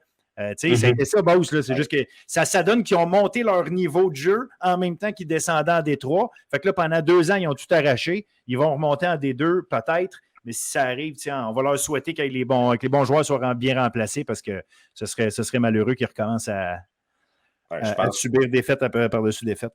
Je pense que le succès qu'ils ont présentement fait que leur recrutement local est extrêmement fort. Ils sont bien placés aussi dans une région. Mais par contre, ils sont condamnés à gagner aussi. Parce qu'ils ils se sont promenés, ils ont aussi descendu très bas, là. Des fois, au niveau du recrutement et du classement, comme ils vacillent un peu entre les deux, mais effectivement, présentement, si on regarde la cohorte qu'ils ont là, puis le recrutement qu'ils font, honnêtement, même en D2, ils vont être compétitifs. Là. Absolument, absolument. Fait que sur ce, les boys, encore une fois, comme toujours, on aurait pu en parler pendant 2h30. C'est parti, Il faut arrêter à un moment donné. Écoute, ça a été une super belle saison sur le terrain. C'est la fin de la saison collégiale, mais on va avoir des tonnes de choses à se raconter. La semaine prochaine, on se reparle parce qu'il y a le recrutement qui décolle. Fait qu'on va avoir des choses à se dire là-dessus. Il y a beaucoup de mouvements au niveau des coachs. Et au moment où on enregistre, on vient d'apprendre que Joe Kulzak, le coordonnateur offensif de Vanier, qui prend la place de Pete Chrysomalis comme entraîneur-chef, on va lui souhaiter le meilleur, le succès, tout ce qu'il peut avoir, qui continue la belle tradition des Cheetahs de Vanier, une grande organisation de football qui a marqué le football au Québec depuis si longtemps. Fait qu'on va juste espérer que ça continue pour eux. Donc, on va se reparler la semaine prochaine de tout ce mouvement de personnel-là qui s'en vient, puis évidemment des joueurs qu'on espère, qu'on va voir partir et qu'on va voir arriver des catégories plus jeunes. Yep. Super. Yes, fait que bonne semaine tout le monde. Faut remercier aussi les athlètes puis les équipes pour le spectacle qu'on a eu en fin de semaine. Chapeau. On est vraiment on est gâtés. Vraiment, absolument. La qualité est là, aucun doute. Puis tu sais, le dévouement de tout ce monde-là, c'est ça aussi qui est fantastique, c'est de voir à quel point les coachs, les joueurs, tout le monde veut bien, puis ça, c'est formateur, puis c'est beau de les voir, puis ça rend le spectacle trippant à regarder. Ouais. Genre, sentir l'énergie comme j'étais sur le terrain. Sentir l'énergie pour de vrai, ça, c'est ce qui m'a hit le plus et tout. Peu importe l'équipe qui a gagné, perdu, pour de vrai, c'était beau à voir. Puis le football au Québec, désolé, est entre bonnes mains, là, pour de vrai. Un bon groupe de jeunes. Puis les coachs aussi. Wow! Toute une belle job. Tu sais, le plan de match, pour de vrai, des deux côtés, ils nous ont donné une game. Pour de vrai, chapeau aux entraîneurs de toutes les équipes. Les parents aussi, les fans, tous les supporters qui sont venus, pour de vrai, qui ont fait la route. Peu importe, il y en a, pour certains, c'était peut-être moins loin, là, qui était peut-être à 1h45. D'autres personnes, c'était plus long et tout, mais pour de vrai, c'était plus long pour toi. les gens de Montréal, ouais, et tout, mais il y avait quand même beaucoup de personnes au match qui étaient présents, puis tu sentais l'énergie, c'était du beau football pour de vrai. On a eu un beau week-end de football pour de vrai. En plus, la game juvénile de dimanche qui a terminé en prolongation, je pense qu'on a eu pour notre argent pour de vrai. Le football au Québec, comme je dis, pour de vrai, wow, keep it up. J'espère que TVA a pris des notes. Oui, ben, j'espère, parce que là, j'ai pas eu l'information, il faudrait que je la demande, des codes d'écoute pour ce match-là. J'espère que les codes d'écoute ont été bonnes, que ça donne envie à TVA Sport de montrer d'autres matchs comme ça. Donc, oui, regarde, tant qu'on est capable de pousser pour notre sport étudiant, là, tant mieux. Puis je vais dire un dernier merci, puis un chapeau à nos arbitres aussi. Les arbitres qui ne l'ont pas toujours facile. On le sait ce qui s'est passé cette année. Et d'ailleurs, l'arbitre qui a été la victime du monsieur de Valleyfield, cet arbitre-là était présent sur le terrain habillé en arbitre pour un des matchs en fin de semaine. Fait que chapeau à lui d'avoir pour le match de D2. Ah, des deux, ok. Il est arbitre, là. Donc, écoute, content de savoir qu'il est remis de toute sa situation et qu'il a été capable de revenir. Ça démontre à quel point il y a des gens qui ont la volonté de vouloir faire les choses comme il faut pour les jeunes. Pas d'arbitre, pas de match. Yes, c'était exactement ça. Fait que sur ce, merci les boys. On se reparle, comme je disais tantôt, la semaine prochaine. Puis belle saison tout le monde. Merci. Yes. Merci. Bye.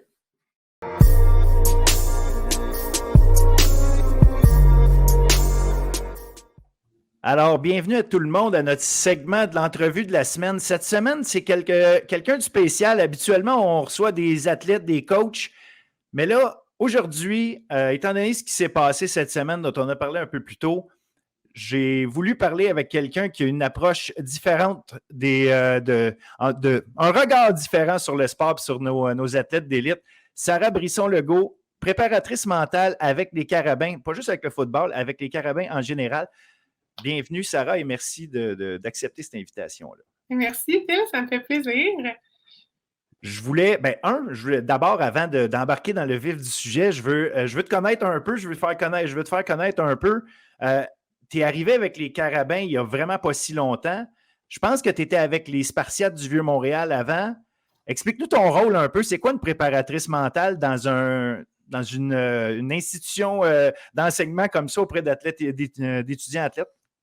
OK. Bien, dans le fond, je veux juste préciser pour CVM, le Vieux-Montréal, j'étais préparatrice physique parce que mon premier bac, c'est en kinésiologie. Donc, j'ai fait des années de préparation physique avec les étudiants athlètes à CVM. Puis ensuite, j'ai décidé de poursuivre en faisant ma maîtrise en consultation de performance mentale, fait qu'en psychologie du sport à l'Université d'Ottawa. Dans le cadre de mon stage final de 400 heures, j'ai travaillé avec l'équipe de football au Carabins. Puis ensuite, on m'a offert un poste à temps plein à l'université au CEPSUM pour, en fait, c'est un rôle de développement d'un département de performance mentale. Fait que, dans le fond, cette année, c'est ma première année, là, je termine ma toute première année, fait que j'essaie d'un peu d'implémenter une culture de préparation de performance mentale, de bien-être avec les étudiants athlètes. Fait que je fais un petit peu des ateliers de groupe avec toutes les équipes pour leur donner une base en performance mentale.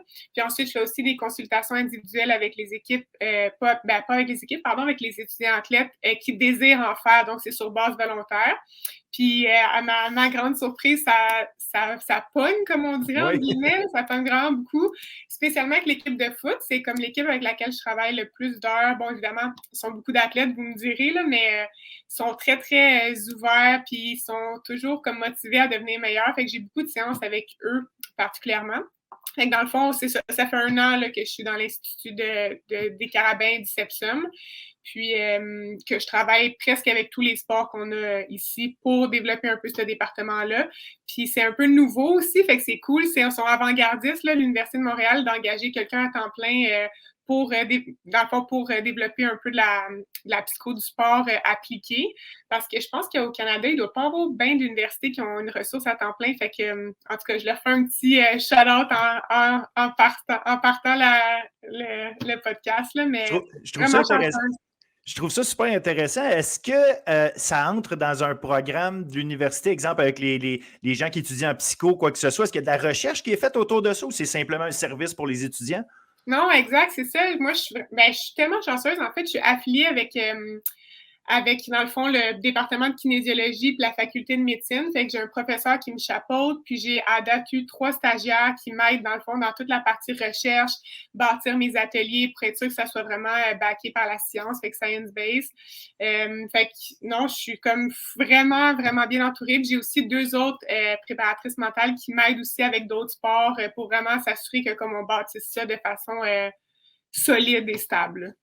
C'est vraiment, vraiment très intéressant. Fait qu'à date, y a-t-il d'autres universités qui ont commencé à vous contacter pour essayer de voir comment vous avez parti ça ou C'est drôle que tu dises ça. La préparatrice mentale de football Sherbrooke, justement, du Vert et Or, elle m'a contacté en début de saison pour avoir des petits trucs de comment s'adresser à une grosse équipe de football, avec un peu des stéréotypes, évidemment, là, qui suivent ce sport-là depuis plusieurs années.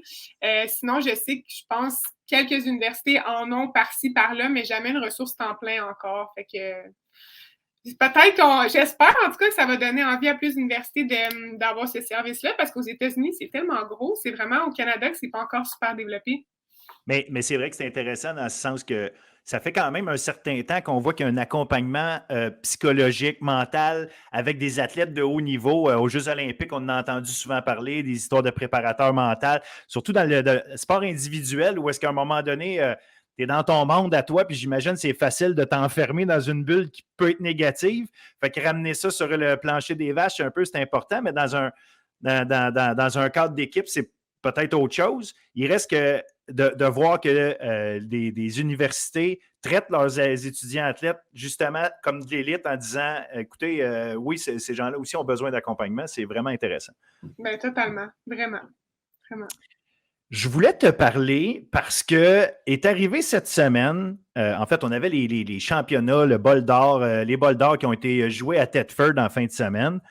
Et il est arrivé un incident malheureux.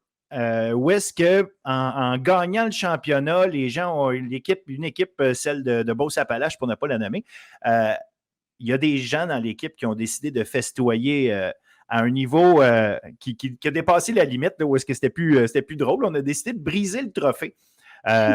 Combien, je ne le sais pas, mais on a vu des images, puis on a vu le trophée être brisé. Et je voulais parler avec toi. Et en toute transparence, c'est ma conjointe, ma femme, qui a eu l'idée de sortir de la boîte, justement, puis réfléchir cette affaire-là autrement.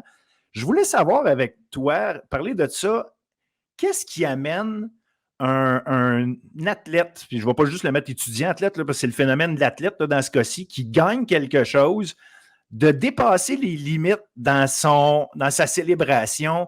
Puis je vais aller à plein de niveaux. Là. Des fois, dans un match, on va insulter l'adversaire après avoir réussi un gros jeu. Après un match, on va écrire sur les réseaux sociaux des choses que c'était pas nécessaire. On n'est pas content après des décisions de quelqu'un. Ben là, on n'est plus dans la célébration à ce moment-là. Mais là, dans ce cas-ci, qu'est-ce qui arrive dans la tête d'un étudiant, ou pas d'un étudiant, mais d'un athlète à ce moment-là, qui l'amène à faire ça? Puis je parle même pas d'alcool, là. Je parle juste dans ta tête. J'espère en tout cas qu'ils sont pas alcoolisés dans des matchs de foot, mais... Non, pas dans les matchs, évidemment. Oui, fait que c'est vraiment une bonne question. Puis il y a comme plein d'avenues à prendre. Tu sais, je vais pas toutes les emprunter, mais je vais peut-être emprunter des avenues que nous, on a vues beaucoup cette année avec les Carabins. Fait que c'est sûr que je pense que ça s'applique à différentes équipes ou différents individus. Mais premièrement, il y a pour moi, le facteur premier de ce genre de réaction-là, c'est beaucoup l'environnement. Tu sais, ça a été parlé dans la science. que l'environnement, c'est probablement le plus important facteur qui joue sur des comportements humains. Fait que j'ai envie de dire, c'est quoi la culture de l'équipe? C'est qui les gens qui entourent cette personne-là aussi? Est-ce qu'on valorise beaucoup, beaucoup le résultat au-dessus du processus? Ça, c'est quelque chose qu'on parle souvent. Il y a plein de littérature tellement vraiment belle puis importante qui sont sorties dernièrement qui expliquent que quand une équipe valorise juste le résultat, ça peut apporter ce genre de comportement-là parce qu'après ça, on n'a pas tendance à voir les setbacks ou à voir, exemple, les erreurs comme des situations d'apprentissage, tu sais. Fait que nous, on essaie beaucoup d'inculquer ça, que quand vous faites une erreur, quand, exemple, vous n'êtes pas content, déçu, quand le pointage n'est pas ce que vous voulez, de prendre ça comme même une victoire parce que ces situations-là nous permettent de grandir puis de piquer au bon moment, tu sais. Fait que tout ce qui est environnemental, pour moi, c'est vraiment important, puis ça joue sur ce genre de comportement-là. Sinon, il y a évidemment, tout ce qui est régulation d'émotions. Tu sais, la personne, à part le football, elle a peut-être aussi des défis de régulation d'émotions dans sa vie quotidienne, tu sais, que ça soit par rapport à n'importe quel domaine.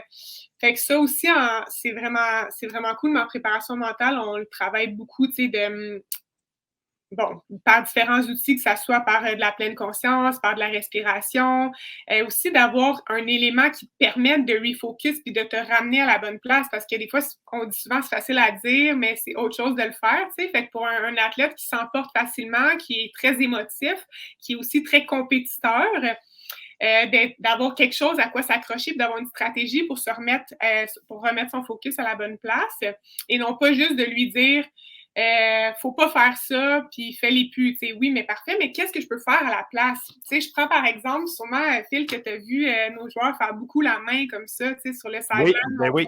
Ça.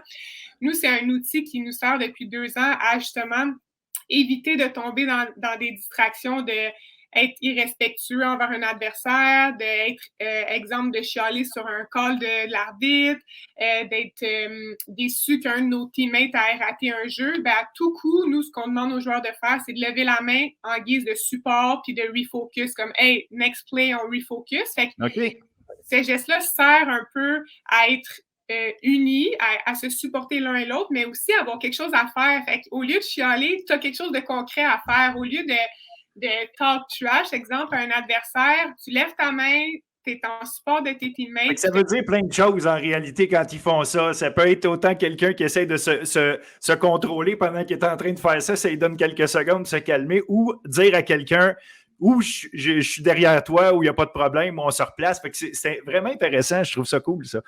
C'est vraiment ça, c'est dans le fond l'intention pure et nette de ce geste-là, c'est un geste de refocus. Fait que ça soit « je suis déçu, j'ai manqué mon jeu, hey, we got your back, refocus », ou que ça soit « l'arbitre vient de faire un call qui est un peu douteux de temps en temps, fait que c'est bien correct, mais guys, on met notre énergie à bonne place, on refocus, puis on reste concentré sur notre process à nous, tu sais. » Puis après ça, bien évidemment, je pense qu'il y a quand même une ligne fine importante à comprendre entre l'identité, le compétiteur, l'ego, le swag un peu, que nous, on veut que nos athlètes aillent, mais après ça, dans les limites du jeu, tu sais. Fait que c'est quelque chose qui est vraiment long et qui est demandant, je pense, de réussir à trouver le sweet spot parfait entre tu gardes ton identité, tu es dans ton swag, tu es confiant sur le terrain, mais entre les sifflets, tu sais. Puis aussi d'être capable de garder cette identité-là tout en étant très conscient qu'il y a plein de distractions, que ce soit des joueurs adverses qui ont fait quelque chose, que ce soit les refs, la foule, la température. Fait que d'être capable un peu de voir ces distractions-là, mais de ne pas jumper dedans parce que comme on se parlait un peu tantôt avant, notre énergie, je pense, de joueur est limitée. On a un maximum d'énergie, puis c'est important de choisir où on la met. Fait que c'est quelque chose qu'on utilise souvent comme phrase. Nous, c'est choisis où tu mets ton énergie. Ou au football, là, le classique contrôle ce que tu peux contrôler. It is what it is, un peu. Exact.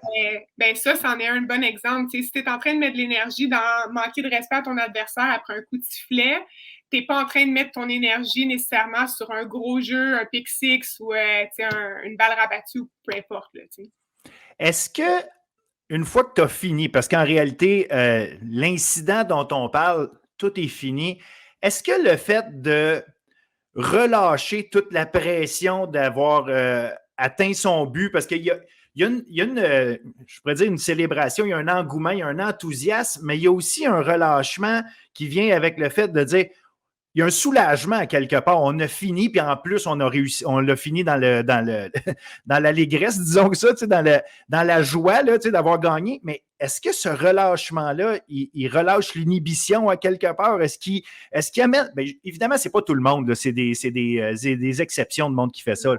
Mais j'essaie de comprendre ce qui fait que quelqu'un peut tellement descendre son inhibition au point de. Le match est fini. Là. Pendant le match, dans tes émotions au maximum, je pourrais comprendre que c'est plus dur à gérer. Mais là, le match est fini. On célèbre. Non, il faut trouver le moyen d'envoyer que ce soit un post sur les réseaux sociaux pour dire on est plus fort que vous, ou justement détruire un trophée. Regarde, là, c'est à nous ce trophée-là, on fait ce qu'on veut avec. Je ne sais pas si c'est ça qu'ils ont en tête, mais qu'est-ce qui fait que des heures après, on est encore dans le mode où on est prêt à justement dépasser ces limites-là, comme si elles n'existaient pas, puis on n'avait plus de contrôle sur quel côté de la clôture il faut aller. Oui, je trouve ça vraiment dommage un peu comme situation, c'est parce qu'on essaie tellement de rendre le sport plus sportsmanship, c'est le terme qu'on utilise beaucoup là, en psycho du sport. Puis ces petits événements-là de certains individus, dans le fond, viennent un peu teinter l'image du sport universitaire ou du sport collégial. Puis c'est vraiment, c'est dommage, tu sais. Après ça, qu'est-ce qui fait qu'on fait ça? Bon, il y a tellement de facteurs, mais pour moi, ça revient beaucoup on a un défi, je trouve, de nos jours qui est les gens ont plus, des fois, je vais généraliser, mais plus envie d'humilier l'adversaire versus célébrer nos victoires, tu sais. Fait qu'on est beaucoup centré sur l'autre au lieu d'être centré sur soi. Fait que c'est sûr que pour moi, le comportement idéal à avoir, c'est de célébrer, puis il faut célébrer, là, vraiment, vraiment beaucoup. Mais après ça, la célébration ne devrait pas impliquer quelque chose avec l'adversaire ou quelque chose d'irrespectueux. Puis je reviens encore, je m'excuse, mais à l'environnement parce que, exemple, nous, c'est pas arrivé cette année parce que il y a des règles très précises dites par le coach en chef, puis c'est inacceptable, ça fait partie des valeurs de la culture de l'équipe, puis il y a des conséquences si ces règles-là ne sont pas tenues. Fait que, bon, c'est sûr, là, on se retrouve en fin de saison, les conséquences, même s'il y en avait peut-être pour cette équipe-là, d'avoir des gestes irrespectueux, exemple comme celui-ci, peut-être que les conséquences sont moins tangibles à avoir parce que, bon, je ne peux plus me faire enlever de temps de jeu, la saison est finie. Mais, ouais, je pense que des fois, ça vient aussi de... C'est comme si notre société est de plus en plus un peu...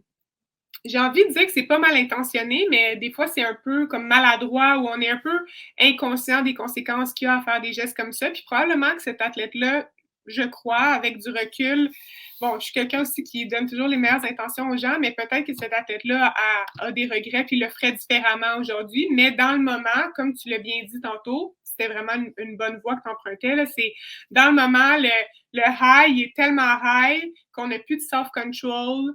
Fait qu'on réussit pas à se ramener, tu sais. Fait que c'est ça, c'est comme un peu notre société aujourd'hui, là, tu sais, qu'on fait quelque chose, il n'y a pas nécessairement de conséquences. Puis là, on apprend ça en bas âge. Fait qu'après ça, on arrive dans des événements, justement, collégiaux un peu plus de grande envergure. Puis on pense encore qu'il n'y aura pas de conséquences. Puis des fois, il n'y en a toujours pas encore. Fait que c'est comme si c'est l'habileté mentale qu'on appelle du contrôle de soi, là, qui est comme un peu... pas développé, du moins, pour certaines personnes. Mais encore là, je veux juste nuancer que cette personne-là, moi, je la connais pas, fait que je sais pas exactement qu'est-ce qui s'est passé, mais j'observe ça de façon générale. Là. Le self-control, il est pas optimal. Puis un autre exemple, je peux donner à plus petite échelle de self-control qu'on a beaucoup, beaucoup de la misère aujourd'hui avec la nouvelle génération, c'est... Puis je m'inclus là-dedans, là, totalement.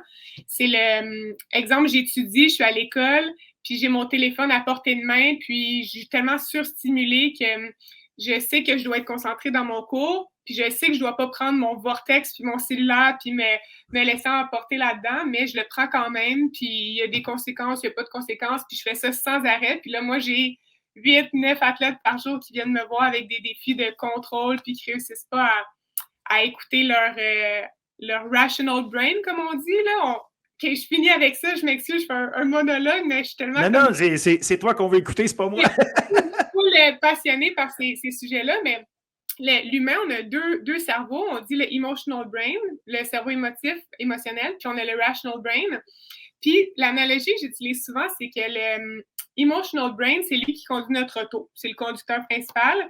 Rational brain, d'habitude, il est à côté dans le bar passager, puis il est comme « Allô, tu sais, tu devrais pas faire ça, tu sais que tu devrais pas faire ça. » Puis il parle un peu, il dialogue avec l'emotional brain. C'est lui qui se tient après la poignée, là, parce qu'il a peur.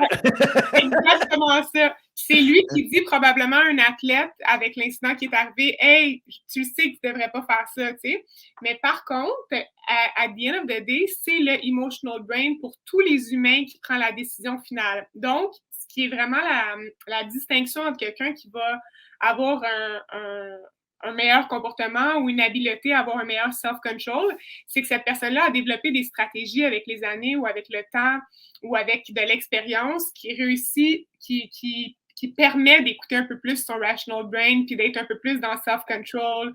Fait que ça part de comme l'enfance, tes jeunes années, comment tu as été entouré, tes parents, qu'est-ce qu'ils t'ont inculqué, est-ce qu'il y a eu des conséquences quand tu étais jeune pour des gestes que tu posais, oui ou non, est-ce que tu as développé de l'autonomie, il y a tellement de pistes, mais ça pour dire que je remarque quand même qu'on a beaucoup ce défi-là là, en ce moment dans notre génération, de self-control. Ouais. Est-ce qu'il y a un volet d'égocentrisme à quelque part quand il y a des actions comme ça, dans le sens où je pense à mon plaisir à moi, parce que visiblement, tu sécrètes quelque chose qui te fait en sorte que tu as le goût de faire ça, que ce soit d'humilier un adversaire ou de détruire quelque chose ou quoi que ce soit.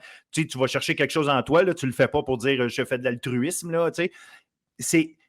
Qu'est-ce qui tu me parles beaucoup de contrôle, contrôler son niveau émotif, mais il y a un aspect égocentrique, en tout cas, que je vois, moi, puis évidemment, je suis zéro expert dans ces éléments-là, mais j'ai l'impression qu'il y a ça beaucoup, c'est « Hey, moi, j'ai du fun à faire ça, pour moi, il y a quelque chose de bien à le faire, que ce soit parce que je me dégage de quelque chose ou bien parce que, peu importe, il y a un volet comme ça.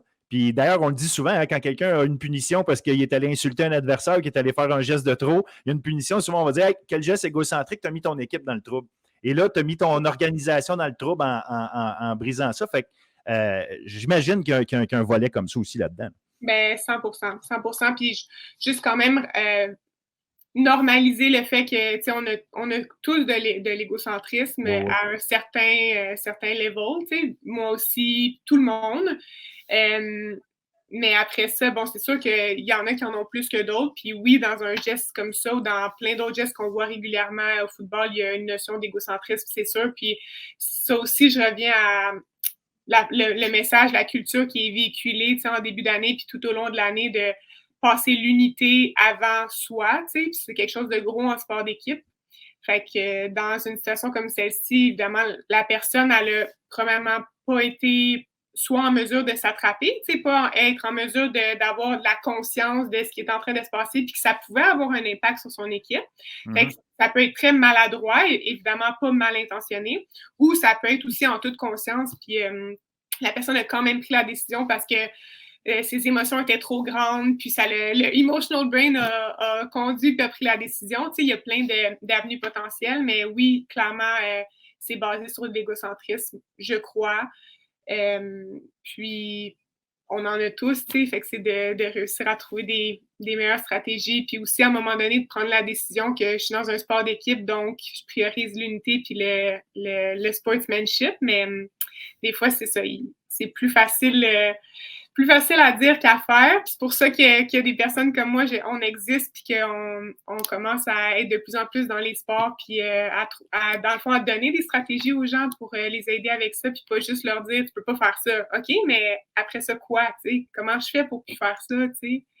Fait que c'est ça. J'aimerais ça, pouvoir faire 1% meilleur, puis changer un petit peu ces trucs-là dans le sport, puis que justement l'image du sport collégial et universitaire grandisse, puis que même ces sports-là qui sont tellement teinté, puis justement, c'est comme si on a encore une image un peu de ces sports-là comme étant des sports super d'ego. Tu sais, combien de fois je me fais demander « Hey, ça doit être spécial d'embarquer des gars universitaires dans une philosophie comme ça, tu sais, puis c'est encore tellement, c'est ça, c'est encore tellement teinté des vieilles mentalités de ce que c'est ce sport-là, comme le football, puis je pense que ça vient aussi faire en sorte qu'on a des réactions comme ça un peu plus souvent, parce que c'est l'identité du sport qui n'est pas encore assez progressée, tu sais. Comme si on associe football à masculinité, justement à des comportements un peu plus intenses, agressifs, irrespectueux, quand pourtant j'en côtoie tous les jours de joueurs de football, puis il y en a plein là-dedans que c'est les personnes les plus douces que j'ai rencontrées, puis les plus intelligentes émotivement, puis tu sais, fait que le sport grandit, je pense que le football grandit, mais il y a encore un petit peu un bout de chemin à faire, là. Ben absolument. Puis, tu sais, je pense que c'est important aussi de rappeler que la majorité des gens ne font pas ce genre d'action-là. Puis depuis toujours, en tout cas, j'en ai pratiqué moi-même des sports d'équipe amplement, puis ça nous apprend beaucoup plus à gérer nos affaires en gang, à quelque part, savoir la part des gens autour de nous, puis nous, ce qu'on peut apporter à un groupe, que de mousser ma propre vanité ou qu'est-ce que. Tu sais, oui, il y a des gens qui prennent ça, c'est correct, puis qui vont toujours se voir meilleurs que le reste du monde, puis que c'est grâce à eux si ça se passe. Mais la grosse majorité du monde a développé des skills, j'imagine, de vivre en communauté grâce au sport d'équipe. Ça les a aidés dans leur jeunesse en grandissant sans nécessairement se faire dire ça, ce que tu es en train de faire, c'est bon pour plus tard parce que tu fais ça. Mais naturellement, on le fait. Fait que j'imagine quand tu me parles de l'environnement, ces choses-là, apprendre à contrôler ses émotions, mais apprendre à avoir aussi des solutions quand, au lieu de faire la mauvaise affaire, prends cette énergie-là puis fais la bonne chose. Mais tu sais, tu n'es pas en train de te dire ça quand ça arrive, c'est juste que tu es conditionné à quelque part à prendre des bonnes décisions si tu les as pris en vieillissant. Fait qu'au bout d'un certain temps, tu vas prendre des bonnes décisions dans les moments où, disons, que tes émotions sont plus... t'es plus centré sur tes émotions que sur ton rationnel. Pour vrai, amen. C'est exactement ça. C'est exactement ça. Oh, j'ai passé mon cours, yeah! C'est des habiletés de vie, tu sais. C'est comme, on bâtit pas juste des joueurs de foot, on bâtit des hommes, des êtres humains, des personnes. Puis souvent, il y a plein justement, de textes super intéressants sur pourquoi les gens, dans une équipe, justement, de haute performance, réussissent ensuite à être aussi performants dans leur travail puis être souvent des dirigeants d'entreprise parce qu'ils ont développé ces habiletés-là, tu sais, de communication, de concilier, de passer l'unité, de travail d'équipe, de cohésion, tu sais, fait tellement. C'est 100% vrai ce que tu dis, c'est plus grand que le football, là, c'est la vie, là, dans le fond. Exact. Écoute, Sarah, je te remercie. Je t'aurais parlé avec toi pendant longtemps. À la place, ce qu'on va faire, c'est qu'éventuellement, on se reparlera. Fait qu'il y aura peut-être un autre sujet, puis tu pourras nous aider. Mais franchement, je suis vraiment content d'avoir eu cette discussion-là avec toi aujourd'hui. Puis j'espère que les gens qui nous ont écoutés vont avoir apprécié. Et peut-être que ça va donner effectivement en même temps des idées à des cégeps, des universités de créer des programmes avec des gens comme toi un peu partout pour accompagner nos athlètes, nos étudiants athlètes. Merci, full. Merci, Philippe. Ça m'a fait vraiment plaisir. À la prochaine. Merci. Bye. Bonne journée. Alors, c'est ce qui met fin à cette nouvelle, et maintenant plus nouvelle parce que passée, édition du Bulletin sportif. C'était le 13e épisode présenté par Gagné Sport. On les remercie encore une fois. Je vous laisse comme d'habitude avec les suggestions d'événements à suivre cette semaine au basket collégial féminin. Dawson à Saint-Jean, une lutte au sommet. Lutte au sommet également pour, du côté masculin, en fait, collégial, Vanier qui va recevoir, qui va visiter Huntsic. Donc, un très, très, très gros match de basket collégial D1. Basket universitaire, au niveau masculin, on a Concordia qui est 4 victoires, aucune défaite. Un gros départ parce qu'on ne s'attendait pas à ça du côté de Concordia. 2 matchs en fin de semaine de leur côté. Un contre Bishop, un autre contre l'UQAM. L'UQAM a 2 victoires consécutives après avoir échappé ses 2 premiers matchs. D'ailleurs, Concordia fait partie des équipes qui ont battu l'UQAM en levée de rideau cette saison. Hockey collégial féminin. On va avoir un autre affrontement entre Lennox et John Abbott, la fameuse bataille pour le sommet, mais également le sommet des marqueuses Émilie Lucier du côté de John Abbott et Gabriel Santerre du côté de Lennox qui vont se battre toute l'année pour savoir qui va être championne pointeuse dans la division collégiale D1. Au niveau hockey universitaire féminin, on a les Stingers qui sont championnes canadiennes et qui ont repris leur place au sommet. Donc, ça va être très intéressant de suivre. Choisissez-vous un match. Il y a toutes sortes de matchs cette semaine. Donc, Stingers, les Carabins, ensuite Ottawa et les Gators. Ottawa avait parti la saison 4-0. Ils sont 2-4 depuis, donc vont peut-être vouloir se replacer. Elle joue contre les Carabins, d'ailleurs, dimanche. Au hockey universitaire masculin, il y a Ontario Tech qui, grâce au fait qu'ils ont joué un peu plus de matchs, ont pris la place au sommet du classement dans leur division. Ils jouent 2 matchs en fin de semaine contre nos équipes du Québec, donc contre l'UQTR vendredi, contre McGill samedi. Ça va être important pour le classement. Et je vous suggère également des matchs de volleyball au niveau universitaire féminin. Montréal contre l'UQAM dimanche. Ça aussi, c'est pour le sommet du classement. Et universitaire masculin, ça c'est samedi, un fameux duel carabin rouge et or. Je termine tout ça en vous invitant fortement à aller sur bulletinsportif.ca, lire le dossier qu'on a entamé, que j'ai entamé sur les prep schools. Un sujet qui intéresse un paquet de monde, les prep schools. Comment ça marche? C'est quoi des prep schools? Pourquoi on a ça au Québec et quel est l'avantage de ça? Donc, à date, il y a 2 des 3 articles qui sont sortis. Je vous invite donc à aller lire ça et à attendre patiemment le 3e article dans lequel on va parler de pourquoi c'est peut-être pas une bonne idée. Donc, bonne lecture à tout le monde. Donnez-moi encore une fois votre avis, vos commentaires. C'est toujours extrêmement apprécié. Sur ce, bonne semaine tout le monde.